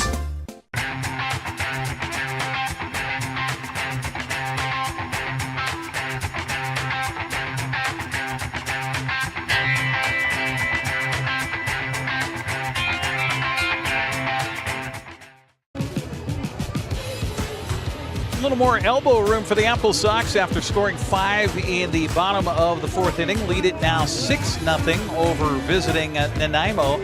Talon Zink, Jacob Hayes, and Spencer Sullivan due up for the Nightowls here in the 5th inning. And if you're the coach for the Nightowls, that's a tough half of an inning and tough game so far. You've had some calls that haven't gone your way. You got to settle your guys down and say, hey, we got game to play here, still got innings to go, still got outs to get. And you know, Easton Brooks has been throwing very well for us, and at the same time, Nanaimo's had a lot of opportunities. They've left 8 guys on base, and that right there is probably going to be the thing that their coach would probably focus on the most. We've got to execute, and they're not doing a very good job of executing with runners on base. They're getting them on, getting them over, but they're not getting them in, as they say. Talon Zink is 0 for 1. He was hit by a pitch in the 3rd. And we'll step up here, and the first pitch to him is a little bit inside for a ball. And that was that questionable one that a lot of people did not agree with at our ballpark. It came in tight, and we couldn't tell, if Yeah. it hit the end of the bat. So says the Sox fans behind home plate. Of course, they're going to say that. Yep. Talon takes ball 2 outside and away. Easton Brooks, what's his pitch count so far, Coach? He's at 69 pitches right now. So this could be it for him. Sox do have the body warming up down to the bullpen. Great changeup right and there. A miss there by Zank. The count 2-1 here to the sophomore from Everett Community College. If you look them up online, you go to their websites, you look at the rosters. When they have the year for the individual, that is the year they're going into. Right. Yes. Swinging a foul back here by Zink, so the count goes to 2-2. So he's got one more season ahead at Everett Community College and trying to make a name for himself here. Yeah, in the summer in the West Coast League. Blake Sandek, he was an Everett Community College guy, and he ended up finding himself in a University of Oregon uniform next year, probably because of his performance that he had here. Well, and that's something that happened this week up at the All-Star game in Bellingham. Before the game on Wednesday night at 6:30, about 4 o'clock in the afternoon, they had a scouts-only workout. Oh. So they had scouts from all over Major League Baseball and the colleges, by the way, to come in and watch the boys work out and just to see, put them on a clock, put them on a stopwatch, that type of thing, and see what they had. So great opportunity to show your wares. Yeah. And, we've talked about it too, kids that are trying to move up from,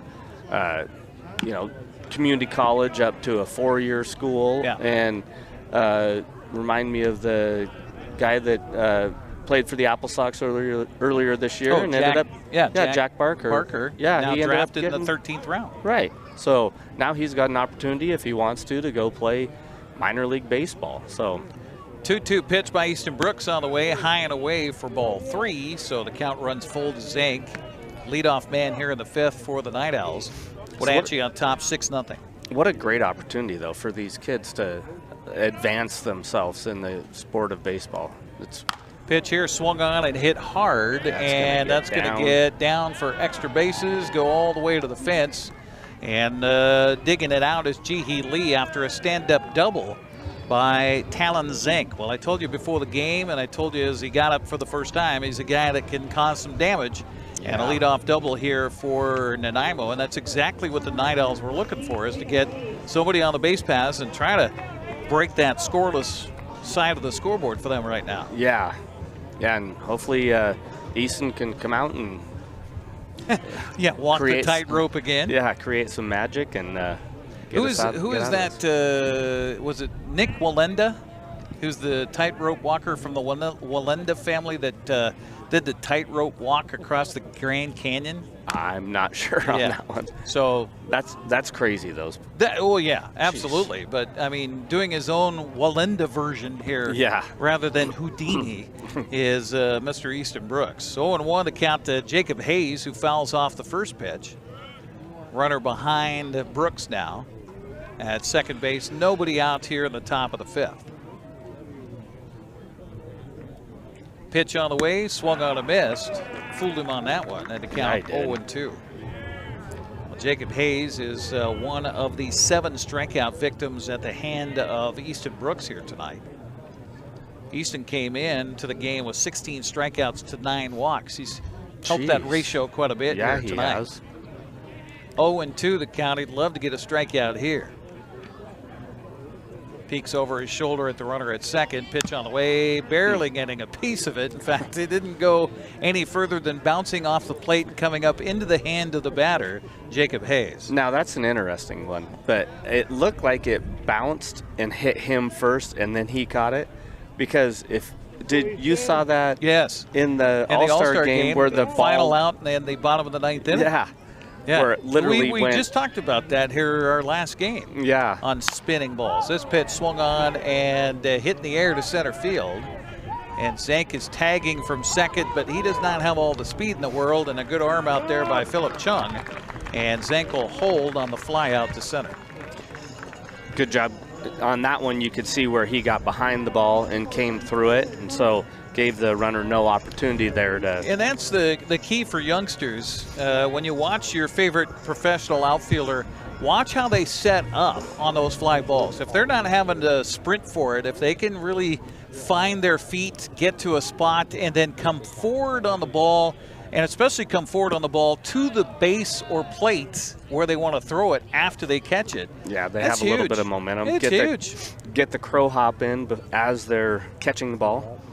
Spencer Sullivan takes the first pitch from Easton Brooks for a ball. 1-0 the count to Spencer, who's struck out twice so far tonight. So Brooks has had his number. Easton throws this one in for a strike, and the count even at 1-1 strike to Spencer Sullivan. DH came in batting .313, but so far 2 big strikeouts on the night. Yeah, we could really use another one right here, couldn't we? 1-1, pitch on the way, curveball in there for a strike, and the count, a ball and 2 strikes. He's not real happy with that pitch, but it hit the outside corner of the plate, so got to protect if you're him. But hopefully he'll fish for one that's out of the zone. And Pedro Quero behind home plate with his block it up job at hand. Pitch on the way, swung on and a fly ball down the right field line. That's a base hit. Zank's going to round third, and he's going to score. And goose egg off the board for Nanaimo. It's now 6-1. That's a good piece of hitting right there. Behind in the count and got out in front of that pitch from Easton Brooks. So the first run allowed by Easton here in the ball game comes with 1 out in the 5th. Puts a double play on. Maybe, we'll be positive that's what he's looking for. Right? Yep, there you go. Brings up Brock Worthgen. Worthgen's 0 for 2 with a couple of pop-outs. So he lined out to first then popped out to the second baseman. Yeah, that first at-bat, he hit that one pretty hard. Yeah, he did.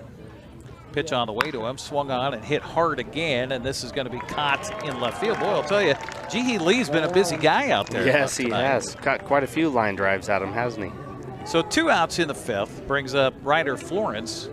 Florence is, oddly 1 for 2 tonight. His first at-bat, he grounded out to second. His second at-bat was a line drive that bounced off of the pitcher, Easton Brooks, and then dribbled in foul territory. Yeah.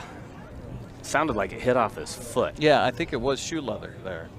First pitch, swung on and hit off the end of the bat. Oh, nice play by Easton Brooks out there. Good hands. And he will toss it over to the bag for the out. 1-3 on the putouts. And again, another runner stranded, but they do get 1 in. So as we head to the bottom of the 5th, it's 6-1 Wenatchee on top. You're watching West Coast League Baseball on the NCWLIFE channel. There's no place like home, because home is where we're totally comfortable. It's where we can be ourselves and let our guards down. It's where we make memories, and we're always imagining new ways to keep it totally comfortable. Carrier, total comfort, totally happy. Call Alpine Air Heating and Cooling today. Your comfort is their priority. Tacos Chava has something new. Customers at Tacos Chava say it's the best Mexican food around. Nachos, enchiladas, tortas, ensaladas, and introducing camarones in many styles. You'll love the fresh salsa bar with so much selection. Are you ready for Tacos Chava? Find them at 2 great locations, the Wenatchee Valley Mall and Eniac. Tacos Chava, tan delicioso. Welcome back once again here to Paul Thomas Senior Stadium. New pitcher on the mound now for Nanaimo is Jake Roan, a 5'10", 200-pound junior from the University of Victoria. He's from Kootenay, BC. So, I love it when I see these kids that are from BC playing on a BC team in the summertime. Yes, that is neat. It's kind of like having hometown kids playing for us, huh? Yeah. What did we talk about? No wind? I know. Yeah. I was just talking with Dan. Has there been a day this summer that we have not had wind? No. Yeah. No. Well, I mean, it was close today, but now, yeah, it was. Now we've got, that stuff. Yeah. See if we can get the numbers on Roan here this summer. He is no record so far, making his 10th appearance of the summer, a 1.76 earned run average in 15 1/3 innings pitched. In his 15 1/3, he has 11 strikeouts and 6 walks. So his new pitcher takes over. He will face Jack McWilliams to start it off, and he'll take a fastball low and away for a ball. 1-0 the count to Jack. Started things off in a 9-batter fourth inning for the Applesox with a base hit. Came around to score later in the inning as Wenatchee tagged 5 on the board. This curveball misses low and short, and the count 2-0. Wenatchee back home again tomorrow at 6:35 here to face Nanaimo, and then they'll wrap up the series on Sunday. Swinging a foul into the glove. 2-1 the count now to McWilliams. They'll wrap up the series Sunday at 5:35. Come out to the ballpark. Go to Applesox.com. You can get your tickets online there. That's the easiest way to do it. Pitch on the way, swung on a foul back, and the count evens to McWilliams. 2 balls and 2 strikes. Pedro Quero and Philip Chung due up also here in the 5th, bottom of the order for Mitch Darlington and the Wenatchee Applesox. It'd be nice to see us add on a couple more runs in this half inning. Little insurance would be nice. Swing and a miss by McWilliams, and the catcher just tags him in the hindsight as he walks towards the dugout. So a strikeout for Roan, and 1 out here for the Applesox in the 5th. Brings up Pedro Quero. Pedro got aboard and scored. So an unearned run back in the 4th for the Applesox. We talked about how many batters or base runners that Nanaimo has left on the bags tonight. Wenatchee 6 through 4 innings. First pitch here taken with the curveball in, according to our home plate umpire, to Quero. Brandy Rosarena came up with another home run. Nice. He's on fire lately. He is. Pitch here is in there for a called strike, and the count quickly 0-2 on Pedro Quero. Taking a look at a new arm on the mound here for Nanaimo, who's coming right in and getting things done. 1 out in the inning. The 0-2 pitch on the way. High fastball. Good eye by Quero, and the count goes to a ball and 2 strikes. Talking with Quero before the ball game, I said, okay, you know, what's your strength? And he says, I'm still working on that. Really? Yeah, and I was like, Modest. well, that's refreshing. Yeah. Swing and a miss here. So the second strikeout in relief by Roan, and just exactly what you want your reliever to do is just set him up and put him down. That'll bring up Philip Chung. Chung with a bunt single. There was question as to whether or not it was safe hit or not. Swinging a foul at the plate here by Chung. 0-1 to count.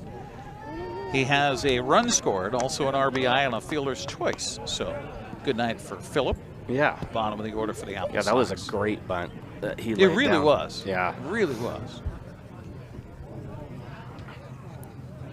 The 0-1 pitch on the way is in there for a strike, and the count 0-2. I'm impressed with Mr. Jake and Roan so far. Yeah, he's done a good job coming in and throwing strikes. He's not overpowering anybody, but when he goes 71 miles an hour, and then comes back with an 87-mile-an-hour fastball. Curveball here. I didn't know if the catcher was asking for an appeal. There wasn't even a check swing on that. I think he was just telling his pitcher, nice job.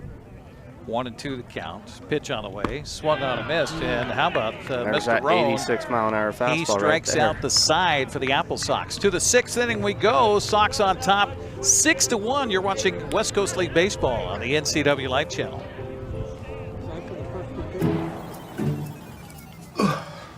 Hey man, how's your arm? Getting better, actually, thanks. Did they give you anything for pain after surgery? Because I think I may have some left over. Nah, that's all right, man. Actually, me and my doctor talked about not sharing prescriptions, and that ibuprofen is a good option for me. The risk of addiction, it's not worth it. Makes sense. Take the next step. Don't share your prescriptions, and talk to your friends about the dangers of opioids. At Kennedy Group, we understand that buying and selling is more than a transaction, and it's more than just a house. This is where you will gather with friends and family, and where a lifetime of memories will be made. But buying a home is more than memories. Oftentimes, it's your biggest financial decision. The agents at Kennedy Group understand this and provide real estate advice based on your goals and dreams. Call us today, and let's find your happy place. Thanks for joining us for Applesox baseball here on the NCWLIFE channel, along with Brandon Schmidt and Eric Granstrom, as we head to the top half of the 6th inning in a 6-1 ball game. Wenatchee on top. And Mr. Swan comes in. It's his 5th appearance of the summer. He's got a 9.52 earned run average. Has a couple of strikeouts, no walks. You always like to see that. 5 2/3 innings thrown so far by Mason Swan, a 6-foot, 185-pound sophomore at Cal State Fullerton. This is a typical West Coast League product where probably didn't get a chance to pitch much, didn't get a chance to play much this past year, and come to Wenatchee, come to the West Coast League, get some innings and get some work. That's right. That's what I said. Like, this is a great opportunity for these kids to advance themselves baseball-wise. It's really good.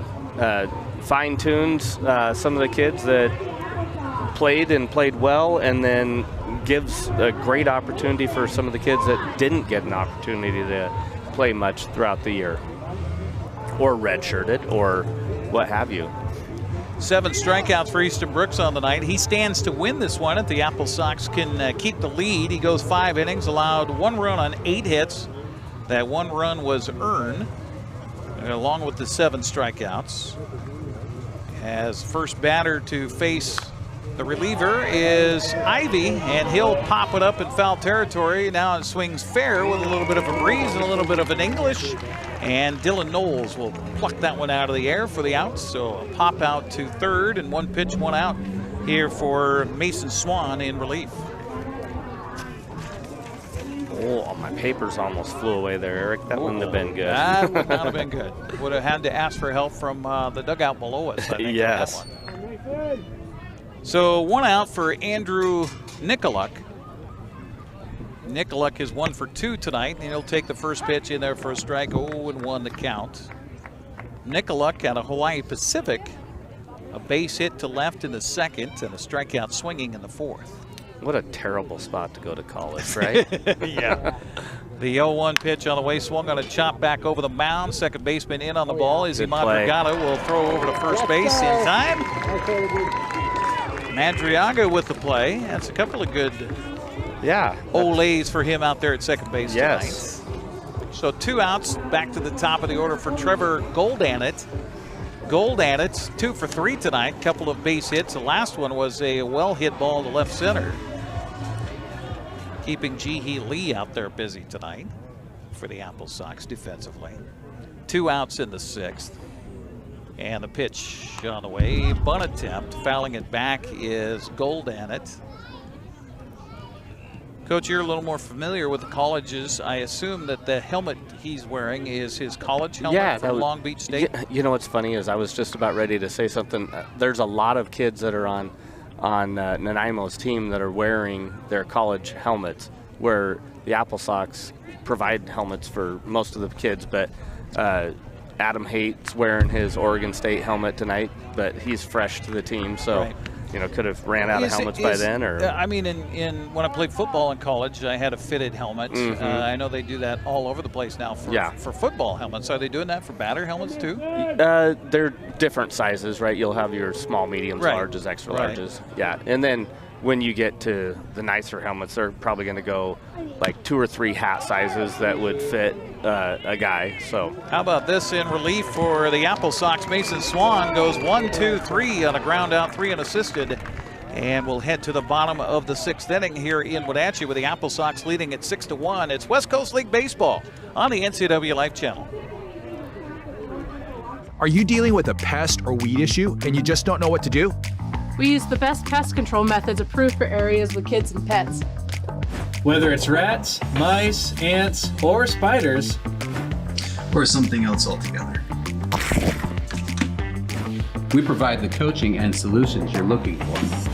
And you can know that your dollars are supporting a local, family-owned and operated business. Allow us to help you get back to living healthy and pest-free. Harvest Valley Pest Control.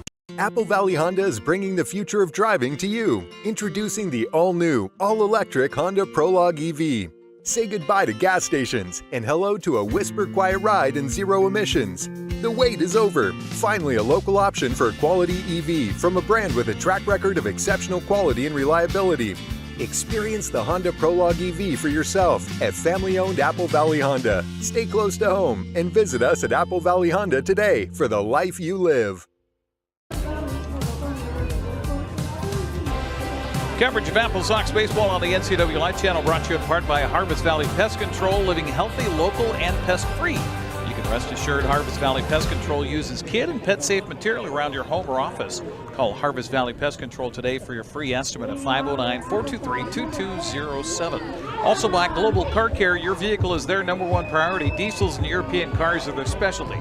Pick up and drop off available too. Stop by their website at globalcarcare.net. Here we go.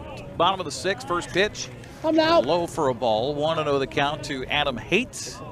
Top of the order for Wenatchee. Adam is 1 for 3 tonight with an RBI and a run scored.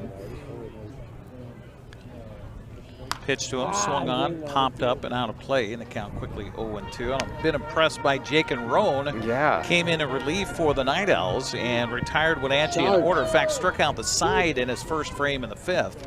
He threw a lot of pitches. 13, which is a really good number actually for 3 batters. Yeah. Pitch here misses low for a ball. But if you're going to strike guys out, you got to throw lots of pitches. That's where Randy Johnson was a guy that would throw a ton of pitches because he struck a ton of people out. 1-2 count. That ball's hit well. Bell hit to the gap in right center and flagged down by the right fielder. On the run was Raul Fabian Jr. showing his speed out there. 1 out here in the 6th. That'll bring up Cade Martinez. That was really well struck right there. 95 miles an hour for the exit velo. And that kid's is reading it well off the bat. Yes, he did. Simple as that. I mean, he's got speed, obviously. But aside from that, just being able to put yourself in motion, if you know where that ball is off the bat, it certainly helps. Cade Martinez squares to bunt. It's been a tough night for Cade at the plate so far. He's 0 for 3 now. Yeah, but he smoked that ball. He did off the pitcher. So.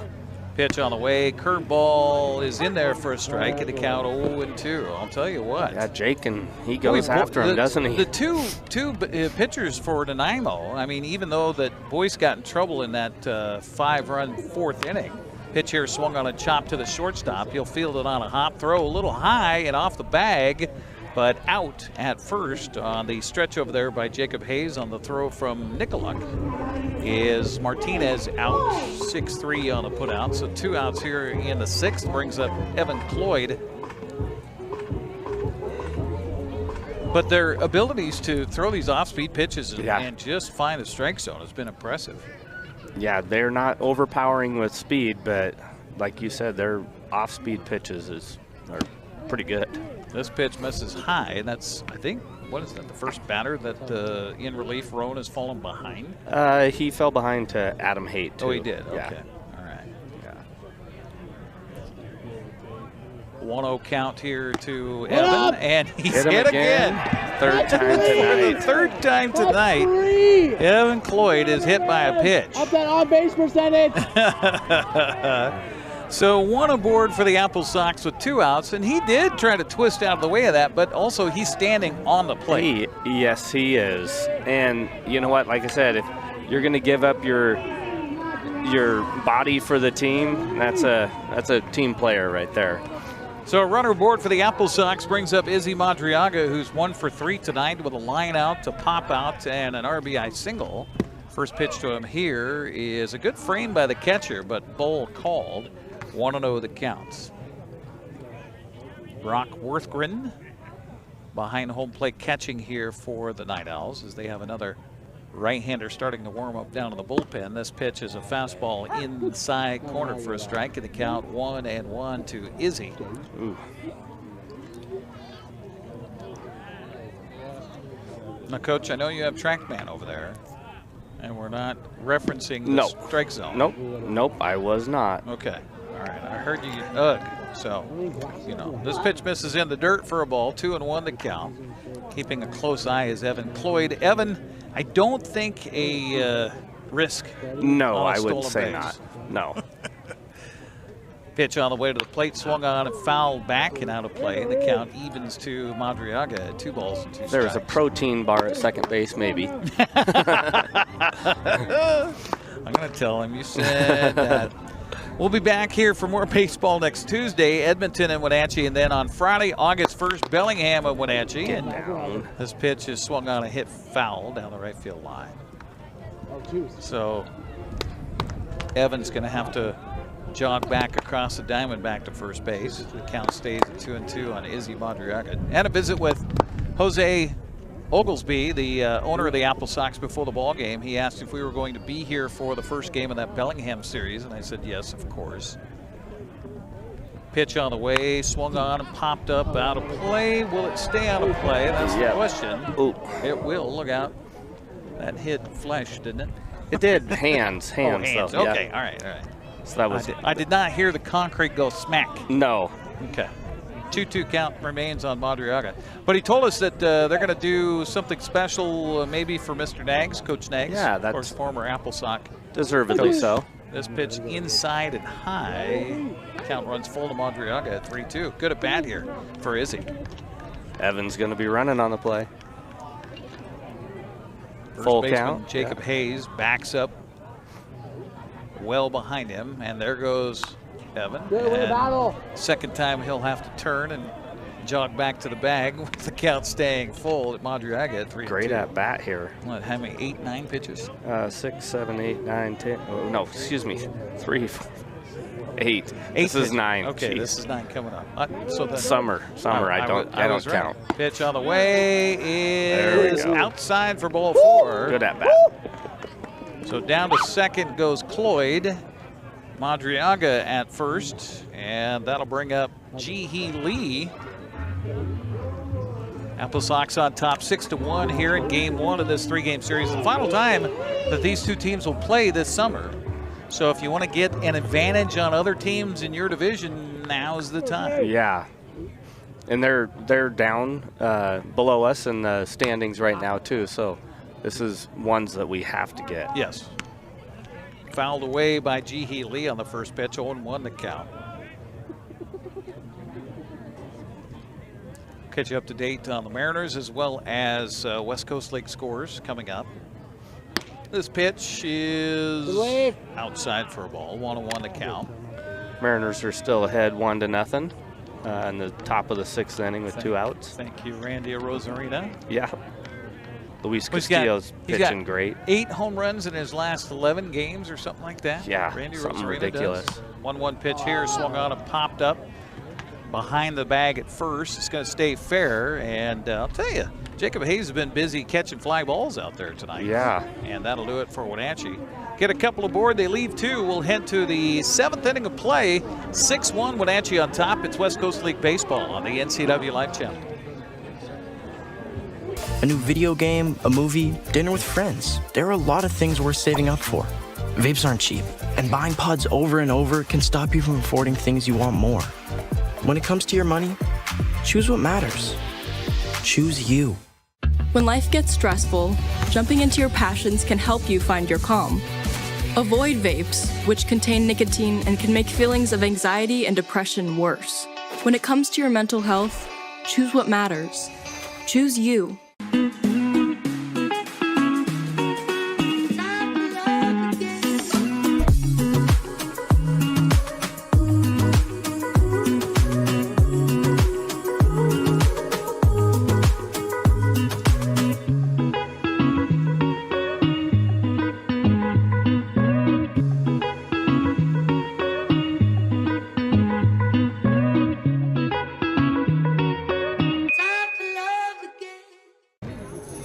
Coverage of Applesox baseball on the NCWLIFE channel brought to you in part by Coldwell Banker Cascade Real Estate.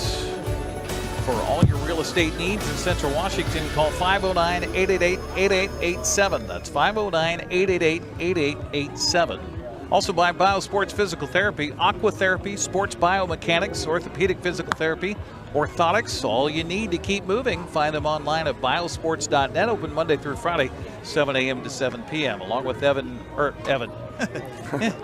I'm thinking about somebody out there. Yeah. I'm not sure. Along with Brandon Schmidt.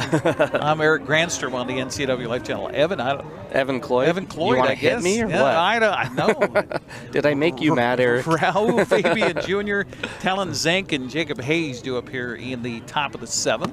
You know, Evan's been hit 3 times. That's why I asked. Hey, oh, yeah, no. Yeah. Nope. I'm not coming in high and tight on you there, Good. Coach. Let's get you up to date on some other scores. Bottom of the 6th inning, Marionberry's and Walla Walla now tied at 4-4. That's at Chemeketa Stadium. Pitch fouled back and count even at 1-1 to Fabian. Portland is trailing at Yakima Valley 6-4. It's been a tough season for the Pippins. Kelowna at home tonight, top of the 7th, leading Port Angeles 6-2. They were behind 2-0 at one point in that game. Springfield and Corvallis tied at 4-4. Strike 2 called here. That one's in the bottom of the 4th. Top of the 7th, Bellingham is trailing Victoria at home tonight, 6-0. Victoria's on a tear in the second half, aren't they? 10-4 so far in the second half, trying to go to 11-4 here tonight at Bellingham. Pitch here swung on and hit hard but foul down the right field line. I was almost far away. Kelowna is leading at home tonight, top of the 7th against Port Angeles, 6-2. Did I already give that one? I think I did. Yeah. Sorry about that. Bend and Cowlitz, the Black Bears have come back. That's only in the bottom of the 4th. It's 7-6, high-scoring one there. And in the bottom of the 7th inning, it is Edmonton leading Kamloops 5-3. So another strikeout here in relief by Mason Swan. Actually, that's his first strikeout in relief. One out here in the 7th. That brings up Talon Zank. Well, Zank doubled in the 5th and scored on the RBI single by Spencer Sullivan. That's all the scoring here tonight. If you're just joining us, Wenatchee got on the board in the 2nd on an RBI fielder's choice by Philip Chung to score Ji-Hee Lee. Made it 1-0. Wenatchee in the bottom of the 4th brought 9 men to the plate, scored 5 runs on 4 hits, and captured the lead at that point 6-0. But then in the 5th inning, Nanaimo scored their only run on that leadoff double by Zank and then the RBI single by Spencer Sullivan. That's where we are right now here in the top half of the 7th inning with a count 1-1 on Talon Zank. Pitch to him. Fastball misses high for ball 2. Again, Mason Swan relieving Easton Brooks, his 2nd inning of work in relief here for the Applesox tonight. Lights are on at the ballpark. The field in shadows now. This pitch is a strike called. I think the umpire was wanting to ring him up for 2 strikes. I think he kind of got ahead of himself a little bit. We're all human. Such a good pitch that he wanted to give him 2 strikes for that one. That was a great pitch. 2-2 count here on What Zank. a nice guy behind the dish. Swan ready, and the left-hander's delivery is barely missed for ball 3. It's a good spot. Since he wanted to ring him up on strike 2, maybe he was thinking, okay, this one I'll give. Yeah, he felt bad for the hitter on that one. 3-2 pitch, swung on and hit in the air, and that's going to dive in for a base hit in front of Adam Haight out there. So a 2-hit night for Mr. Zank. And with a 1 out, 1 aboard, that brings up Jacob Hayes. That was a good piece of hitting there, right, by Zank. No wonder why he's one of their better hitters. Yes. 292 hitter. He was an all-star for the Nightowls.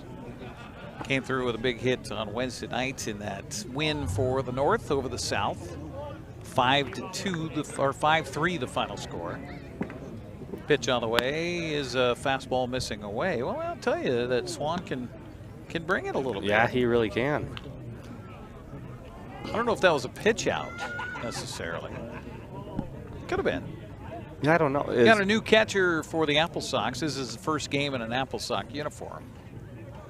Pitch on the way to the plate is in there for a called strike, and the count even at 1-1 strike on Jacob Hayes. Again, Pedro Queto, who is out of Spokane Falls Community College, heading for Corpus Christi.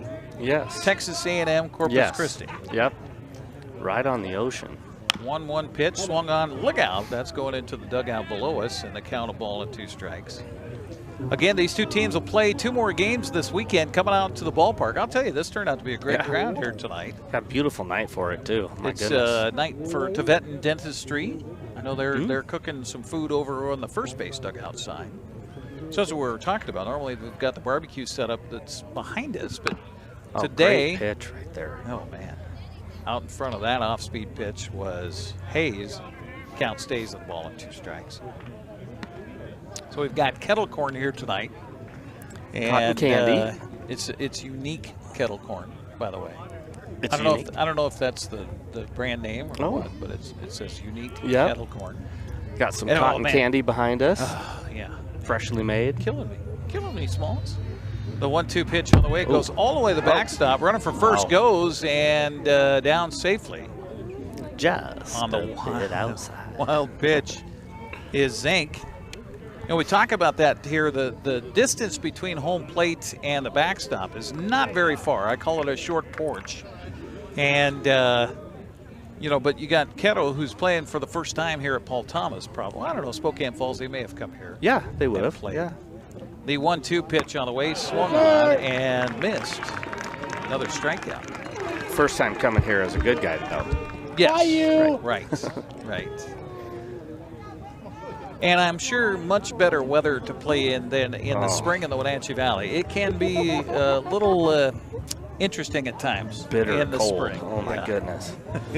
You always wear 3-4 layers. Well, and I know you're a big fan of mechanical pencils and being able to erase your work. Every high school in north central Washington, their schedules are always in pencil in the spring because things change. Yeah, but I coached on the other side of the mountains for a little while too, and I tell you, those always changed. Want to know the count to Sullivan here, who's 1 for 3 tonight, a couple of strikeouts and a base hit and an RBI. This pitch is in there for a strike. Yeah, that was always interesting. Where'd you coach on the west side? Lake Stevens. Oh, okay. Yeah, and Montesano. I coached and taught in Montesano for 1 year. Okay. Was that right out of college? Yeah, 100 days straight of rain, and there was 100 inches of rain that year. Swing and a foul back, I assume, foul tip. and the count goes to a ball and 2 strikes. That was crazy. So Lake Stevens are the Vikings. Yep. Right? Montesano is, they're not the clam diggers or something like that, are they? Nope. Montesano Bulldogs. Bulldogs. Yes. Crimson and gray, I think and the they Bulldogs have the has to be the #1 mascot. Oh, you would think, huh? Across the country. Oh, nice pitch. And Oh my goodness, that was a good ball pitch. 2. You've been calling that all to night. Sullivan, Not 2 now. and 2. Really? The count. Much to the We know he won't, but chagrin of our fan that's a behind Picasso home that's plate. painted. 2-2 count to Sullivan. And here comes the pitch on the way by Swan. Swung on a hit hard. Oh, good play by Cade Martinez there. That shows you right there why he was an all-star for the West Coast Leagues North as he gathers that one up, and that was not an easy play. And the Nightowls are retired. We'll take our stretch here at the ballpark with Wenatchee leading it by a score of 6-1. You're watching Applesox Baseball on the NCWLIFE channel. You trust the same doctor for your health and the same dentist for your smile. Trust Global Car Care to keep your vehicle running strong. We track your car's history so it gets the right care at the right time. With our 3-year, 36,000-mile warranty on parts and labor, you'll drive away with confidence. Global Car Care, your automotive experts. We service all makes and models, but specialize in Sprinter vans, Mercedes, Audi, Volkswagen, and BMW. Call or visit us today. Now's the time to get a great deal on taking care of your property. You need the #1 selling subcompact tractor in the U.S. so you can do it all and do it right.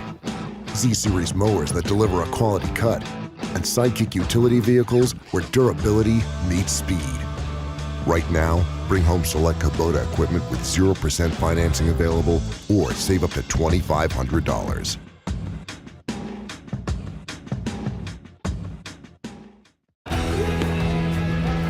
You're watching West Coast League Baseball on the NCWLIFE channel and here on NCWLIFE, brought to you in part by Apple Valley Honda.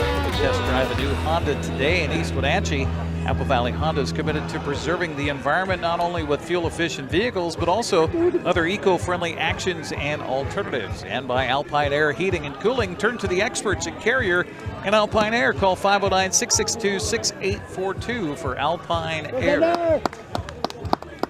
Well, bottom of the 7th we had after the fans take their stretch here at the ballpark. Dylan Knowles, Jack McWilliams, and Pedro Quero due up here for the Applesox in the bottom of the 7th against the same man on the mound, Jacob Roan, in a 6-1 ball game. You start to get to that point as a coach, don't you? Late innings, you don't know if you got a comeback coming. You got 2 more games to play on the road this weekend. You try to get this guy to stretch as long as he can, yeah, Mr. Roan? Yeah, because he's probably not going to be able to throw tomorrow. Just due to the fact that, he's not a. I would doubt that in a college season they're going to have him pitch back-to-back days if he's coming out of the bullpen, and so get him to get his, 50 pitches maybe max him out there. But he's doing a great job right now. I have him at 34 pitches, and he's got through 2 innings, and he's got his stuff going. So why bring him out right now, that's right? True. 3rd inning of relief here for Jake and Roan. It's a swing and a miss by Dylan Knowles on the first pitch here at the bottom of the 7th. And he's not a guy that throws exceptionally hard, so it's a little bit easier on the arm, too. Goodness, low, but strike called, and the count quickly 0-2 on Knowles. Yeah, a guy like that can give you a lot of pitches. Yeah. Because he's not stressing himself. Right. 0-2 count here, and the pitch on the way bounces in. That's a ball. If there was, any question on that one. Question about that.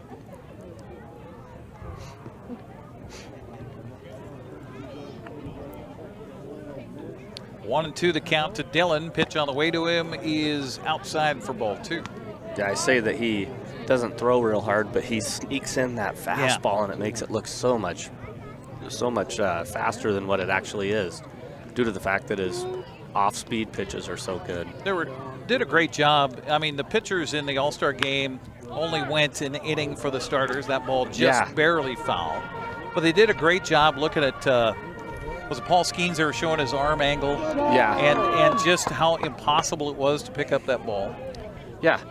And he's throwing 100 and something miles an hour, too. Yeah. It's amazing how many guys. And I think, okay, wait a minute. Hold on. Let's check for realty here. The pitch is low for a ball. The count runs full on Knowles. Nice at bat here for Dylan. But I think the equipment today is much better than it was back in the 80s when they first started using radar guns and stuff like that. I agree. Because everybody throws 100 miles an hour now. I agree. Pitch here is swung on a hit hard down the right field, but right over to his left is Raul Fabian. So a line out to right for the first out here of the 7th. That'll bring up Jack McWilliams. Continue. So I'll agree with you 100% on that. But the fact is, you say equipment is better now, and so is the training, so is the nutrition, so is everything that comes along with it. And the Major League Baseball is different. Yeah. The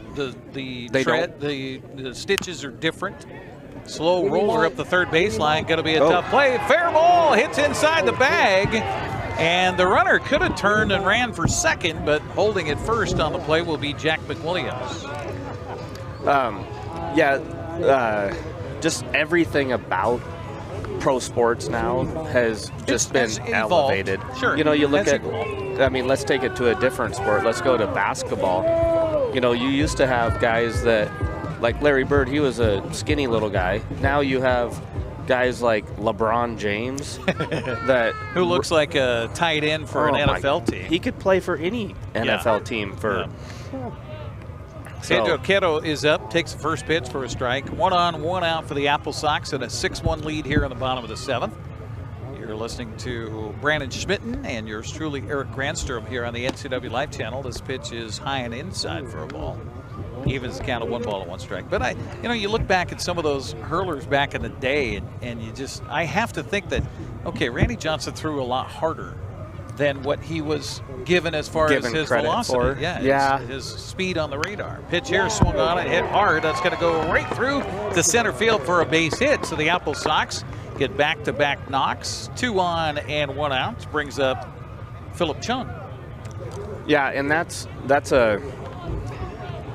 you are right. The reading of the radar guns is better now than what it used to be.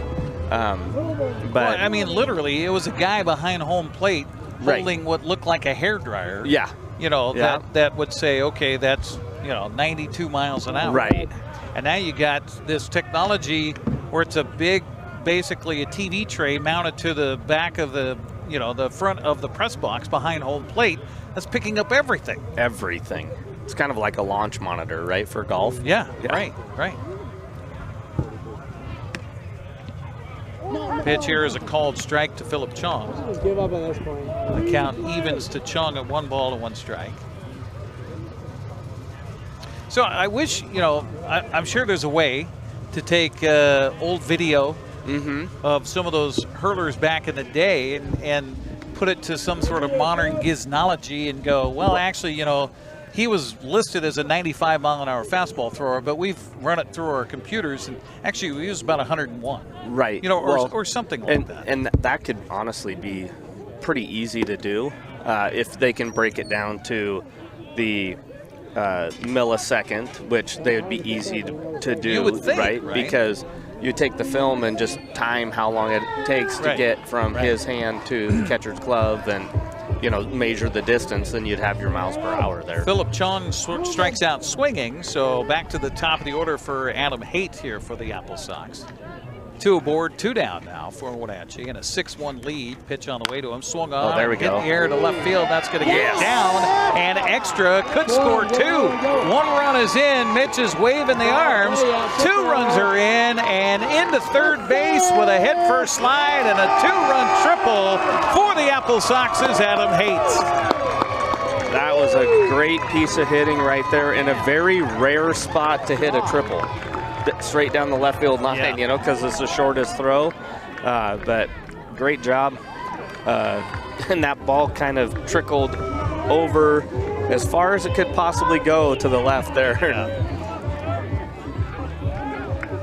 So a good piece of hitting there for Adam Haight. Brings 2 in with 2 outs, and Cade Martinez now steps up with a runner 90 feet behind his left pocket, and he'll swing at the first pitch, drill it into center field, and Cade is off the schneid, and walking home on the play is Adam Haight, and 3 runs are in. Applesox stretch it to a 9-1 lead.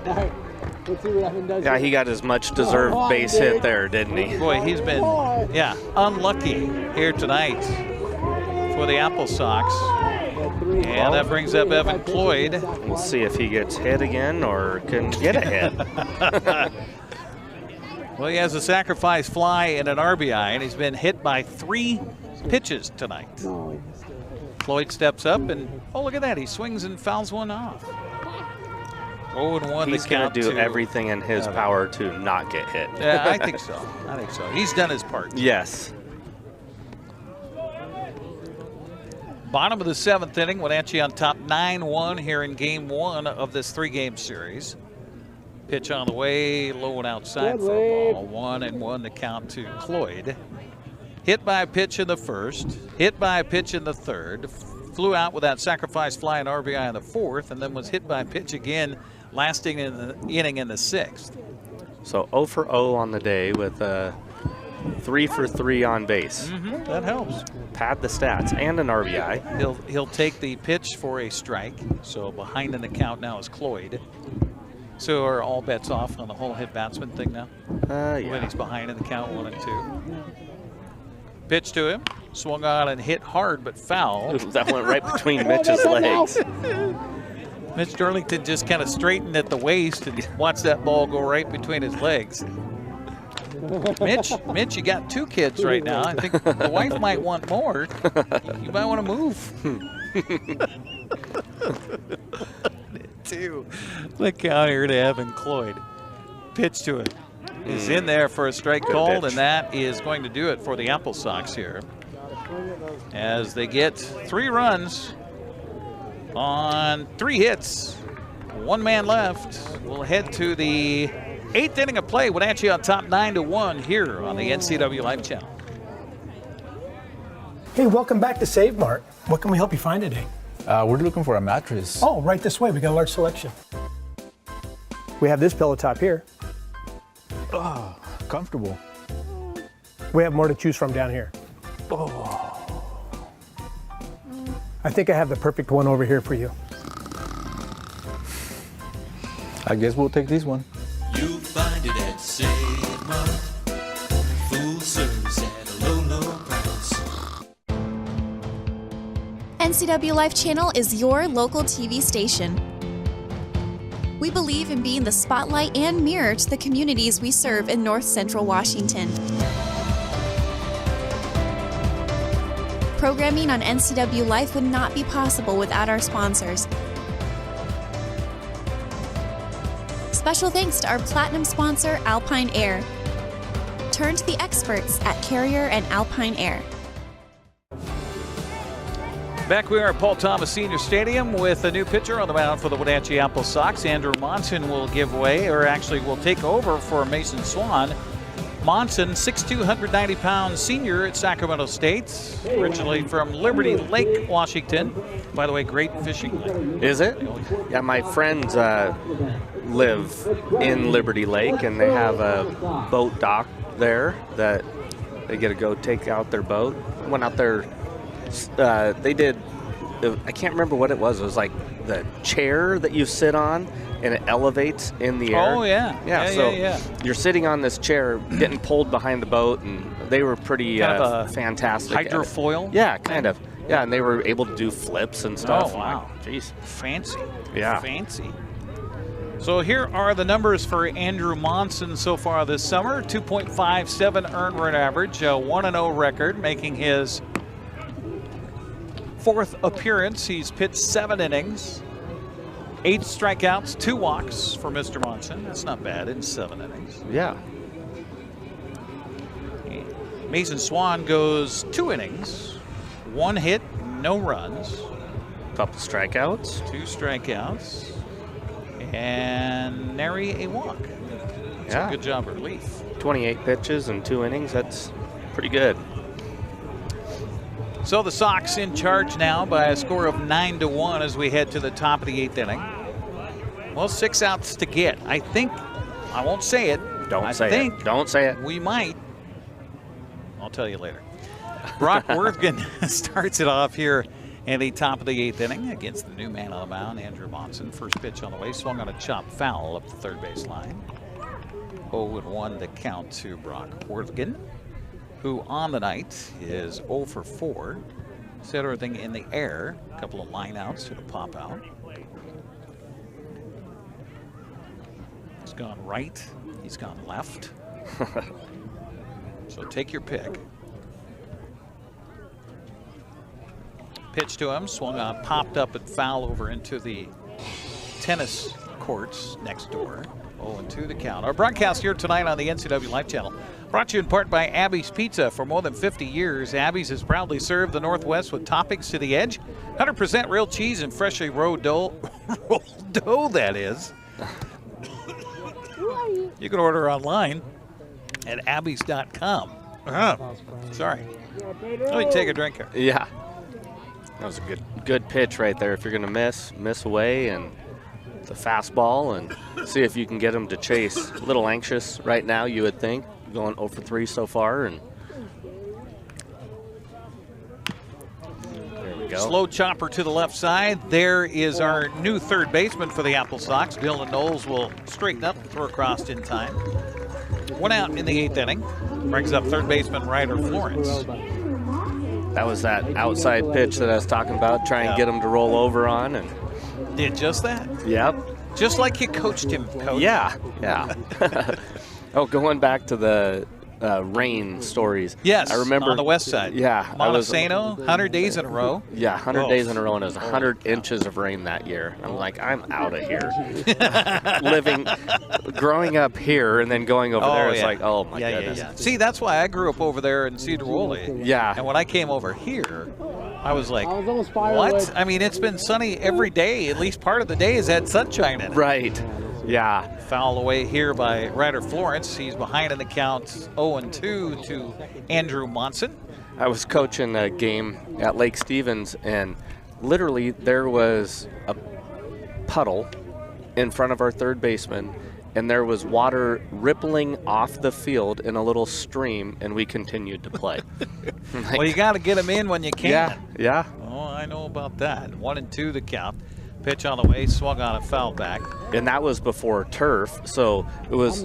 They did a thing over there where it was pretty much all dirt infield, right? Because the grass would just be disaster. So it was all dirt and puddles everywhere. Or mud. Or mud. Yeah. And mud.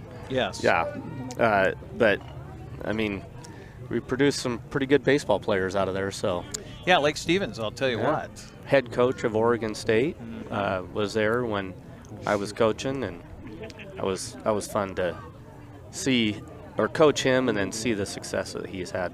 2-2 pitch on the way is a check swing. Oh, they're going to say he swung. Yeah.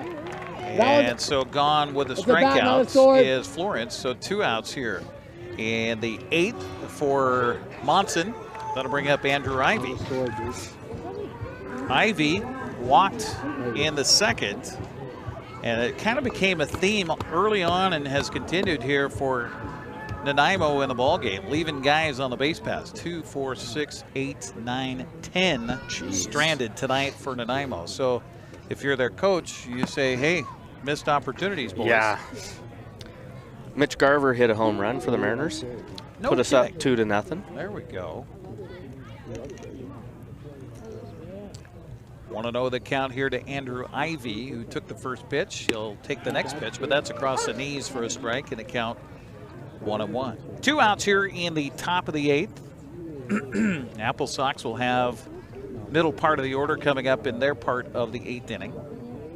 Wind up and delivery, swung on and hit back over the mound to second. Isri Madriaga will field a throw, and it is in time for the out. Good stretch over there by Evan Cloyd, and another hustle play for Madriaga as he will get high fives from his teammates as he heads into the Applesox dugout. 1-2-3 story for Nanaimo in the 8th. We'll head to the bottom of as Wenatchee leads it 9-1 here on the NCWLIFE channel. Highlander Golf Course and Grill, located in East Wenatchee, offers terrific views and challenging play for golfers at every skill level. From the golf course to the grill, you don't need to be a member to dine in style and play golf too. Highlander's well-groomed fairways and greens keep it difficult, yet friendly for your regular rounds of golf or a new destination for you and your out-of-town friends. Contact the Highlander Pro Shop today to schedule your tee time, outing, or tournament. Open 7 days a week, where everyone is welcome to play and eat. The agents of Kennedy Real Estate Group are committed to providing the ideal client experience. We believe in the power of relationships. Why? Because we don't just work here, we live here. From the nonprofits we serve, the parks where we play, and the local businesses we support, our team understands the value of living in the Wenatchee Valley. Let's begin your real estate story.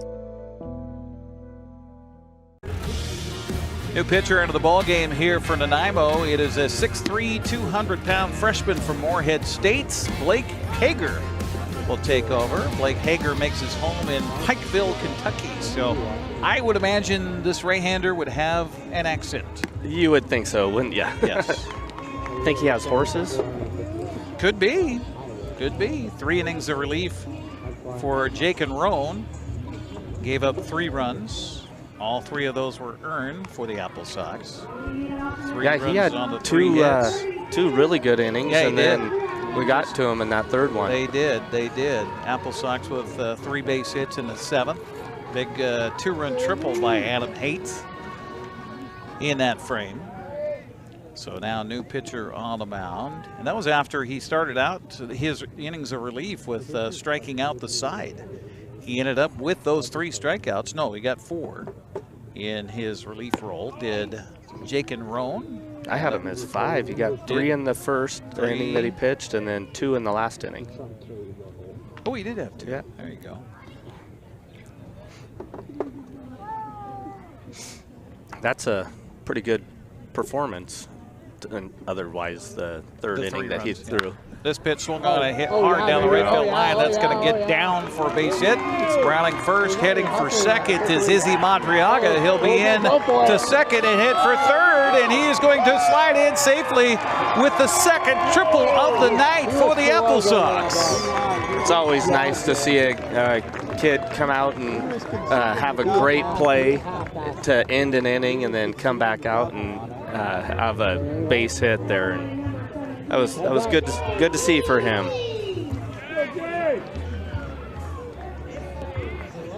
It's like in volleyball when we broadcast volleyball, high school volleyball here locally. You get that kill, and then service to her. Yeah, I love that. So one aboard for the Applesox. Here, nobody out, and Ji-Hee Lee stepping up, and the first pitch to him is high and inside. A little chin music, 1-0 the count. Man, Wenatchee had some volleyball teams the last couple of years, didn't they? Absolutely. Oh, my goodness. Absolutely, and it sounds like the team has done well this summer in AAU. Mm-hmm. So teeing it up to make another run at state this year. Ooh, broken bat. That's going to drop in for a base hit and an RBI. You take him how you can get him, and Ji-Hee Lee will thankfully say, yep, I'll do that. Third base hit of the night. 10-1, Wenatchee on top.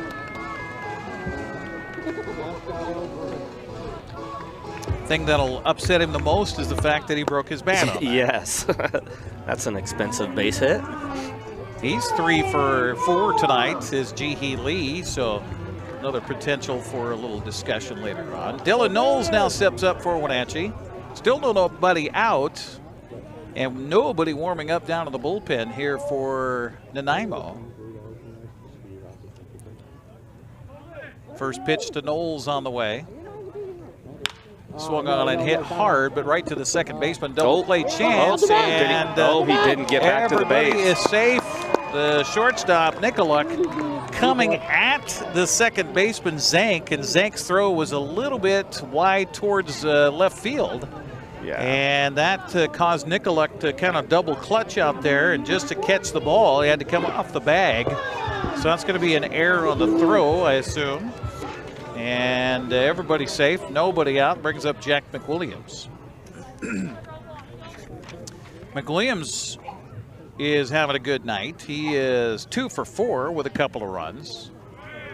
First pitch to him misses for a ball. 1-0 the count. So Blake Hager struggling here in relief for Nanaimo, yet to get an out recorded. Of course, should have had an out right there. Pitch on the way to him is swung on and missed in the count. 1-1. 1-1 here on Jack McWilliams.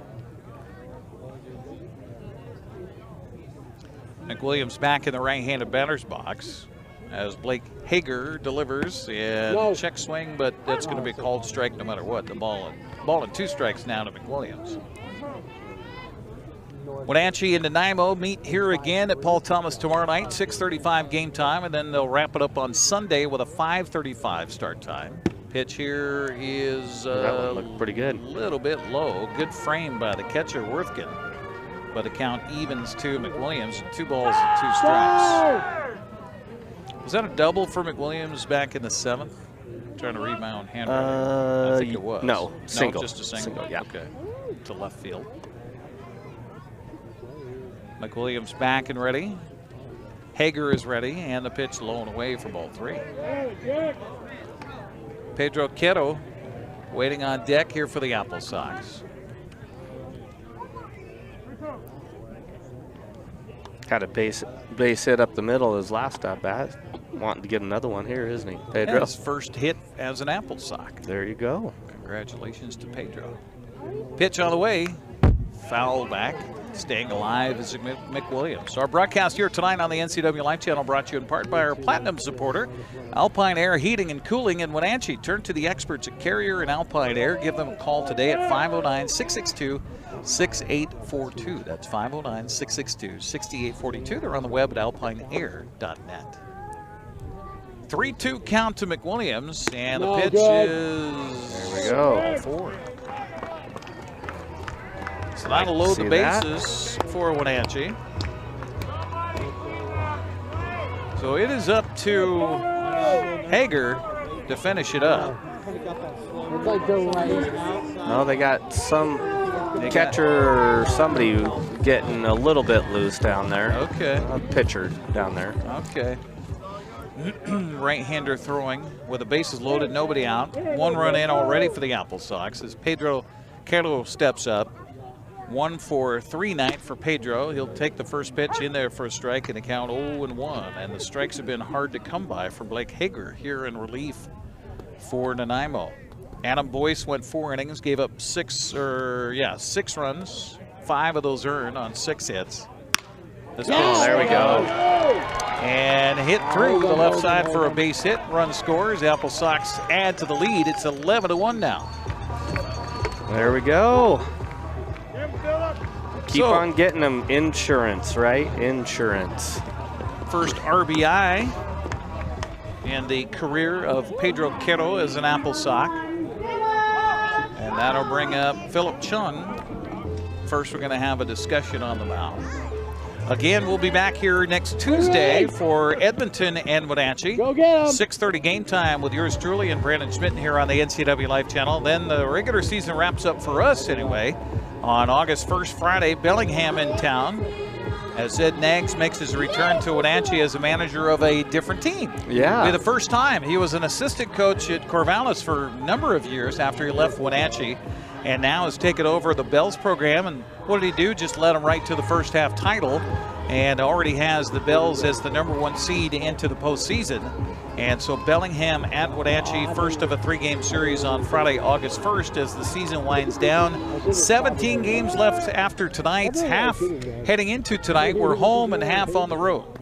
Yeah, that's getting down to the nitty-gritty, huh? It definitely is. After the conversation on the mound, Chung will step up and he'll swing at the first pitch and miss it. 0-1 the count to Philip.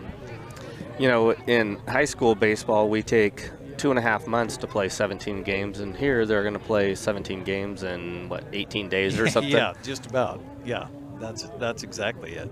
It's kind of like the grind of Major League Baseball. Well, they you play. look at the Mariners before the All-Star break, had 17 games in 17 days. Now tonight they're starting a set of 17 games in 17 days. Yeah. That's incredible. That's a grind. 1-1 the count to Chung here. Bases full of Applesox. Nobody out still here in the 8th inning. And the pitch on the way misses high for a ball. 2-1 the count. Mariners got out of a hairy situation. They gave up 1 run, had a runner at second base, and didn't allow him to score. So it's 2-1 going into the bottom of the 8th. And Altuve was up with runners on, too, and that guy's a Mariner killer, isn't he? He definitely is. Even if he doesn't have help from somebody rattling a garbage can at the clubhouse. A buzzer that's telling him it's an off-speed pitch. Yeah. Well, Mariners had a situation, speaking of probably Andres Munoz will be on the mound, I assume, here late in this one for Seattle if they're leading it. That series in New York showed something very interesting, that Munoz was tipping his pitches. Yes. Pitch swung on and fouled at the plate. Staying alive here is Philip Chung. I think the most obvious and most well televised time where people were tipping pitches was with Bryce Harper was hit a home run, came back in, chatted in somebody's ear, and then the next guy hit a home run, and I think the next guy after that hit a home run too, didn't he? I know it was 2 in a row at least, but it was in the World Series, and the pitcher was tipping. Yep.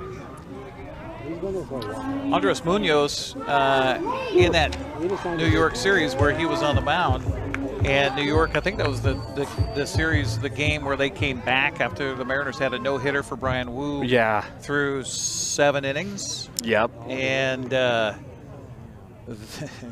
game goes into extras. Pitch on the way here is in for a strike. Of course, Dan Kuntz out there, our center field camera, is just loving life with his Yankees. Oh, gosh. But Andres Munoz in relief obviously was doing something with the ball in his glove where he was tipping when he was going to throw a slider.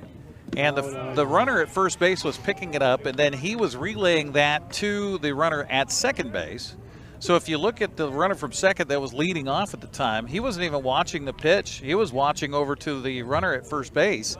And apparently Munoz, when he reaches up and he does that waggle of his web of his glove, apparently on the slider was showing the grip. Yeah, that's crazy. That was Alex Rodriguez was speaking the other night and talking about how he could tell if a guy was going to throw an off-speed pitch because of how much of the palm was showing out of the bottom of his glove. So if there was less of the palm showing, then it was going to be a fastball because it would grip it a little bit tighter, but a looser would drop the hand down the glove, and so you could see more of the palm of the throwing hand. Any little edge you can gain. 2-2 the count here to Adam Haight. Has a triple tonight and swings and misses on this one. So a couple of strikeouts in a row after giving up a couple of runs here early on by Blake Hager. And now 2 outs for the Applesox. Here in the bottom of the 8th inning, brings up Cade Martinez, the 8th man to come to the plate in the frame. That was a great conversation by their coach, wasn't it? Yeah, whatever he said. Yeah. After he gave up a triple, a single, there was an error, there was a walk, there was another single, and then a strikeout and strikeout. And here's strike 1 to Cade Martinez. Yeah, I remember the first time that I ever really heard of a major league pitcher that was doing it, and I think it was Barry Bonds who was talking about the College World Series. These kids in the College World Series are incredible pitchers, right? And he was sitting there and he's like, okay, oh, here comes an off-speed pitch. Oh, here's a fastball. And like people are like, how are you even saying this? And he's like, well, look at where he holds his hands on the setup of his pitch. If his hands are higher, it's going to be an off-speed pitch. If it's lower, it's a fastball. Sure. So like where his glove was, and then he would bounce it and it would be a different pitch. And 1-1 pitch misses high and away for ball 2. 2-1 to count to Cade Martinez. So it's almost like cheating, but it's not. It's just knowing your opponent and their tendencies. Sure. And it's studying film. Yeah, and it's unknown to the person that's doing it. Right. Pitch here swung on the ground to do shortstop, and they'll throw to first base, and in time for the out, so the Applesox are retired. One more chance for Nanaimo as they trail it now 11-1. We'll head to the 9th frame here on the NCWLIFE channel. Les Schwab changed the tire game more than 70 years ago. Today, we still believe you should get more from less. Like more hustle, less hassle, more of the best service around, less of the runaround. Because we include America's best tire warranty in every tire we sell. So you get more unbeatable warranty, less charging you extra. It's why we're more than proud to say, you get more from less. Welcome to the summer of good. Good people, good taste, good vibes, and good, well, everything. When you're ready for some old-fashioned good, Abby's is your place. We've been celebrating summers around the P&W for over 60 years. At Abby's, good is a legendary tradition. Holy pepperoni, Abby Man. It's the hometown hero bursting onto the scene this July at a special price, starring classic pepperoni, green peppers, and Italian sausage. One bite and wham. Don't miss the summer's biggest blockbuster. The hometown hero has arrived at Abby's. Joe Skylerman will try to get the final 3 outs here for the Wenatchee Applesox. 6'2", 195-pound sophomore from right here at Wenatchee Valley College. He's a Wenatchee Panther and a Wenatchee Applesox. And how cool is that for a local kid to make the team and come out here and pitch? And have success, too. He pitched in one of the first games that we had this year and did very well. Looks to me like he's, 3.88 ERA, so continue to have 3.68, making his 5th appearance. He's pitched 7 1/3, no record for the Applesox. Hurler. He's got 6 strikeouts, a couple of walks. Yeah, so come in and, like we've talked about, come in and get some work. And is this situation here a pressure situation? No.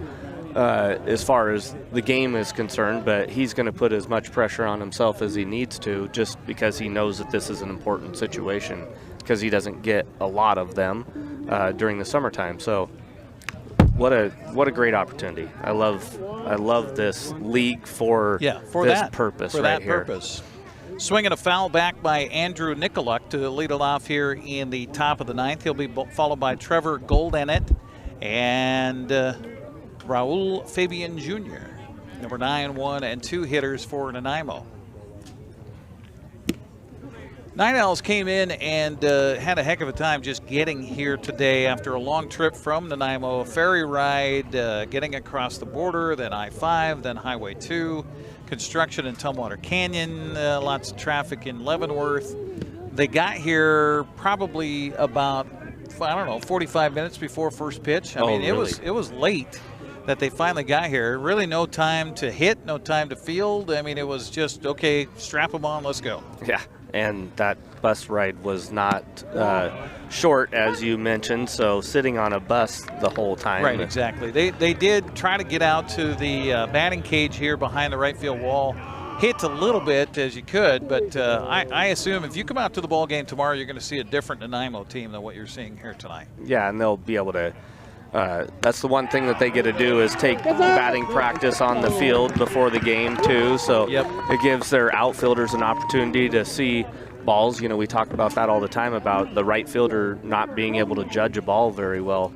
But that's a thing that I always pushed was kids treating it defensively as an important thing when we were hitting live on the field. Be in your position and learn how balls come off of bats, and then see that vision when you're out there in right field to see if you can't be better than a normal guy out there. Strikeout for Joe Skylerman on Andrew Nicoluk, the first out here of the ninth inning. 1-0 the count to Goldanet, and the pitch here misses outside for ball 2. 2-0 the count to Trevor, who is 2 for 4 tonight with a couple of singles, also a strikeout and a ground out. Having a conversation about pitches and yeah, that taps ball bounced away from Kittle, and I believe that's one of those where, okay, he crossed me up. We need to make sure we're on the same page on the signals here. Yeah, and you can see the umpire, he will not, he gave the no visit sign there, so. Wenatchee does not use the pitch comm situation where the catcher will have a signal device under his shin guard and the pitcher will have a listening device underneath the brim of his cap, under the side of his cap. We've seen some teams use that. This pitch swung on a fly ball to left. Ji-Hee Lee has been a busy guy tonight. Makes another put out.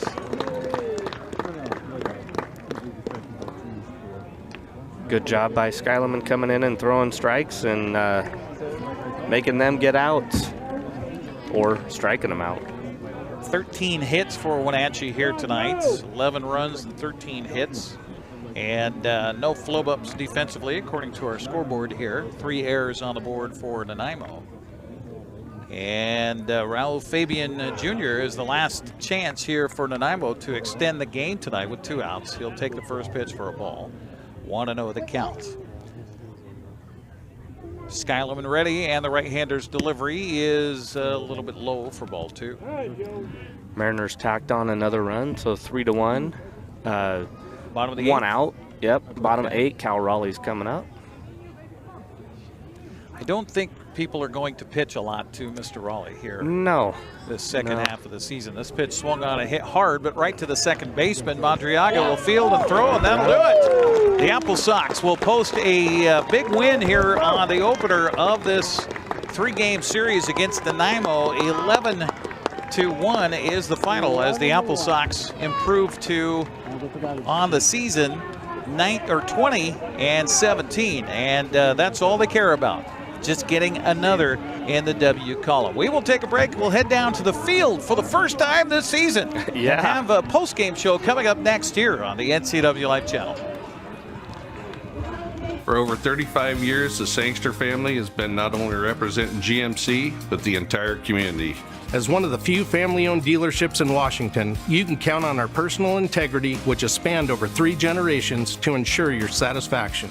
Sangster Motors stands behind everything we sell, from GMC professional grade products and service from a professional grade dealership. Remember, caring about your family is what brings you back to ours. Hi folks, welcome to Save Mart. How can we help you today? We're looking for a recliner. Okay, right this way. Go ahead and move this chase on the other side. You can use this time warranty. Great, I want that one. I like that one. That's a great choice. And I want this one as well. Okay. And I definitely want this one.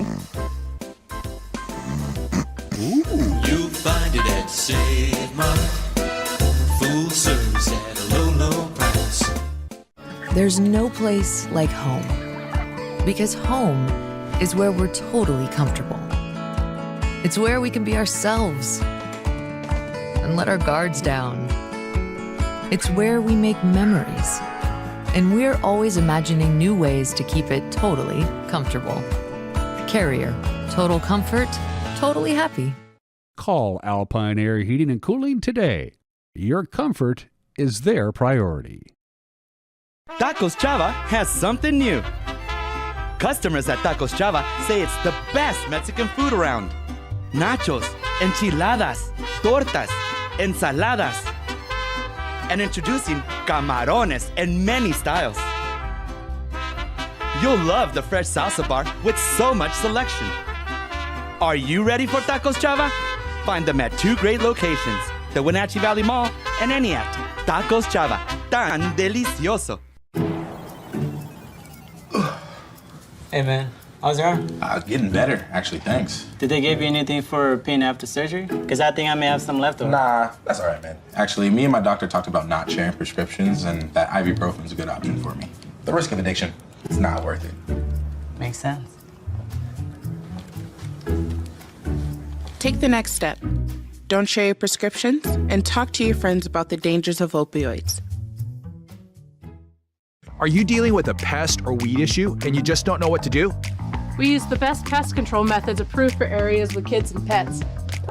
Whether it's rats, mice, ants, or spiders, or something else altogether. We provide the coaching and solutions you're looking for. And you can know that your dollars are supporting a local, family-owned and operated business. Allow us to help you get back to living healthy and pest-free. Harvest Valley Pest Control. So the Wenatchee Applesox knock off the Nanaimo Nightowls tonight by a final of 11-1. Big inning was that 5-run fourth as Wenatchee brought 5 runs across on 4 hits in the inning. They would add 3 more in the 7th, a couple more in the 8th, and go on for the 11-1 win tonight. We're hoping to be down on the field. We can't do that because we lost a camera to be able to do that, and so we are still on top of the dugout. And Brandon Schmidt is trying to get Adam Haight over here to join us here on the postgame show, so we'll see if he can do that. Meanwhile, the win tonight goes to Easton Brooks, who goes 5 innings, allowed 1 run on 8 hits, 7 strikeouts, and 2 walks. 1 hit batter tonight. Mason Swan won a couple of innings to hold things right where they were. Andrew Monson goes an inning, and Joe Skyleman goes an inning and shuts the door 3 up, 3 down in the 9th inning for the Nightowls here tonight. We will have Adam Haight coming up here on the postgame show. In fact, Adam is joining us right now, so go ahead and strap those on, have a seat, young man, and we'll talk to you. Hopefully that's not too loud for you. Adam? That's good. Are you good? Yes, sir. Okay, welcome. First of all, congratulations on the win, the night. Talk about just how did you find Wenatchee? How did they get a hold of you? How did you end up here? My brother actually played for them in 2022, so ever since then he's talked really highly of the place. And then I was actually supposed to come here last summer and then wasn't able to. So this summer they reached out in October to my Oregon State coaches and set it all up, and I was just excited to be a Sox. How long can you stay here? Because I know a lot of the D1 guys have to go, so how long do we have you for? I would say till end of the season, see if I have to report early for playoffs, but I mean to the end of the season at the latest. So talk about your night tonight. A couple of big hits for you, and yes, nice to start a series like this to get a big win, isn't it? Yes, sir. Yeah, I mean, seeing the ball really well tonight. I mean, the boys were raking, so when you have, like 12 hits, you're going to score a lot of runs. So it's super fun. Well, there's been a few of those games, and maybe you weren't necessarily a part of that, but so far this summer for the Applesox, a lot of guys on the base paths, but get them over, get them in. It was the get them in part that wasn't necessarily happening. Can you carry one game to the next, or is it just, okay, this one's done, flush it, and come back tomorrow and expect a different team tomorrow? No, I mean, for me, I've always heard hitting's contagious, and I really believe that. So, I mean, we're just going to keep on going out, banging. I think we're going to keep this streak for a while. We had a good series down in Nanaimo, and I think we're just rolling on that streak. So. Yeah. So you took 2 of 3 from Nanaimo up there. You got them here for the weekend. You take the first game. In order to win a series, you got to win that first one, right? Yes, sir. Talk about this club. I mean, there's still moving parts to it. We lost, 6 or 7 guys here in the last couple of weeks, and 3 new guys coming in today. You had a new catcher behind home plate tonight. Looks like he's a good fit so far. How does that work for you and playing that summer collegiate ball and having different parts like that?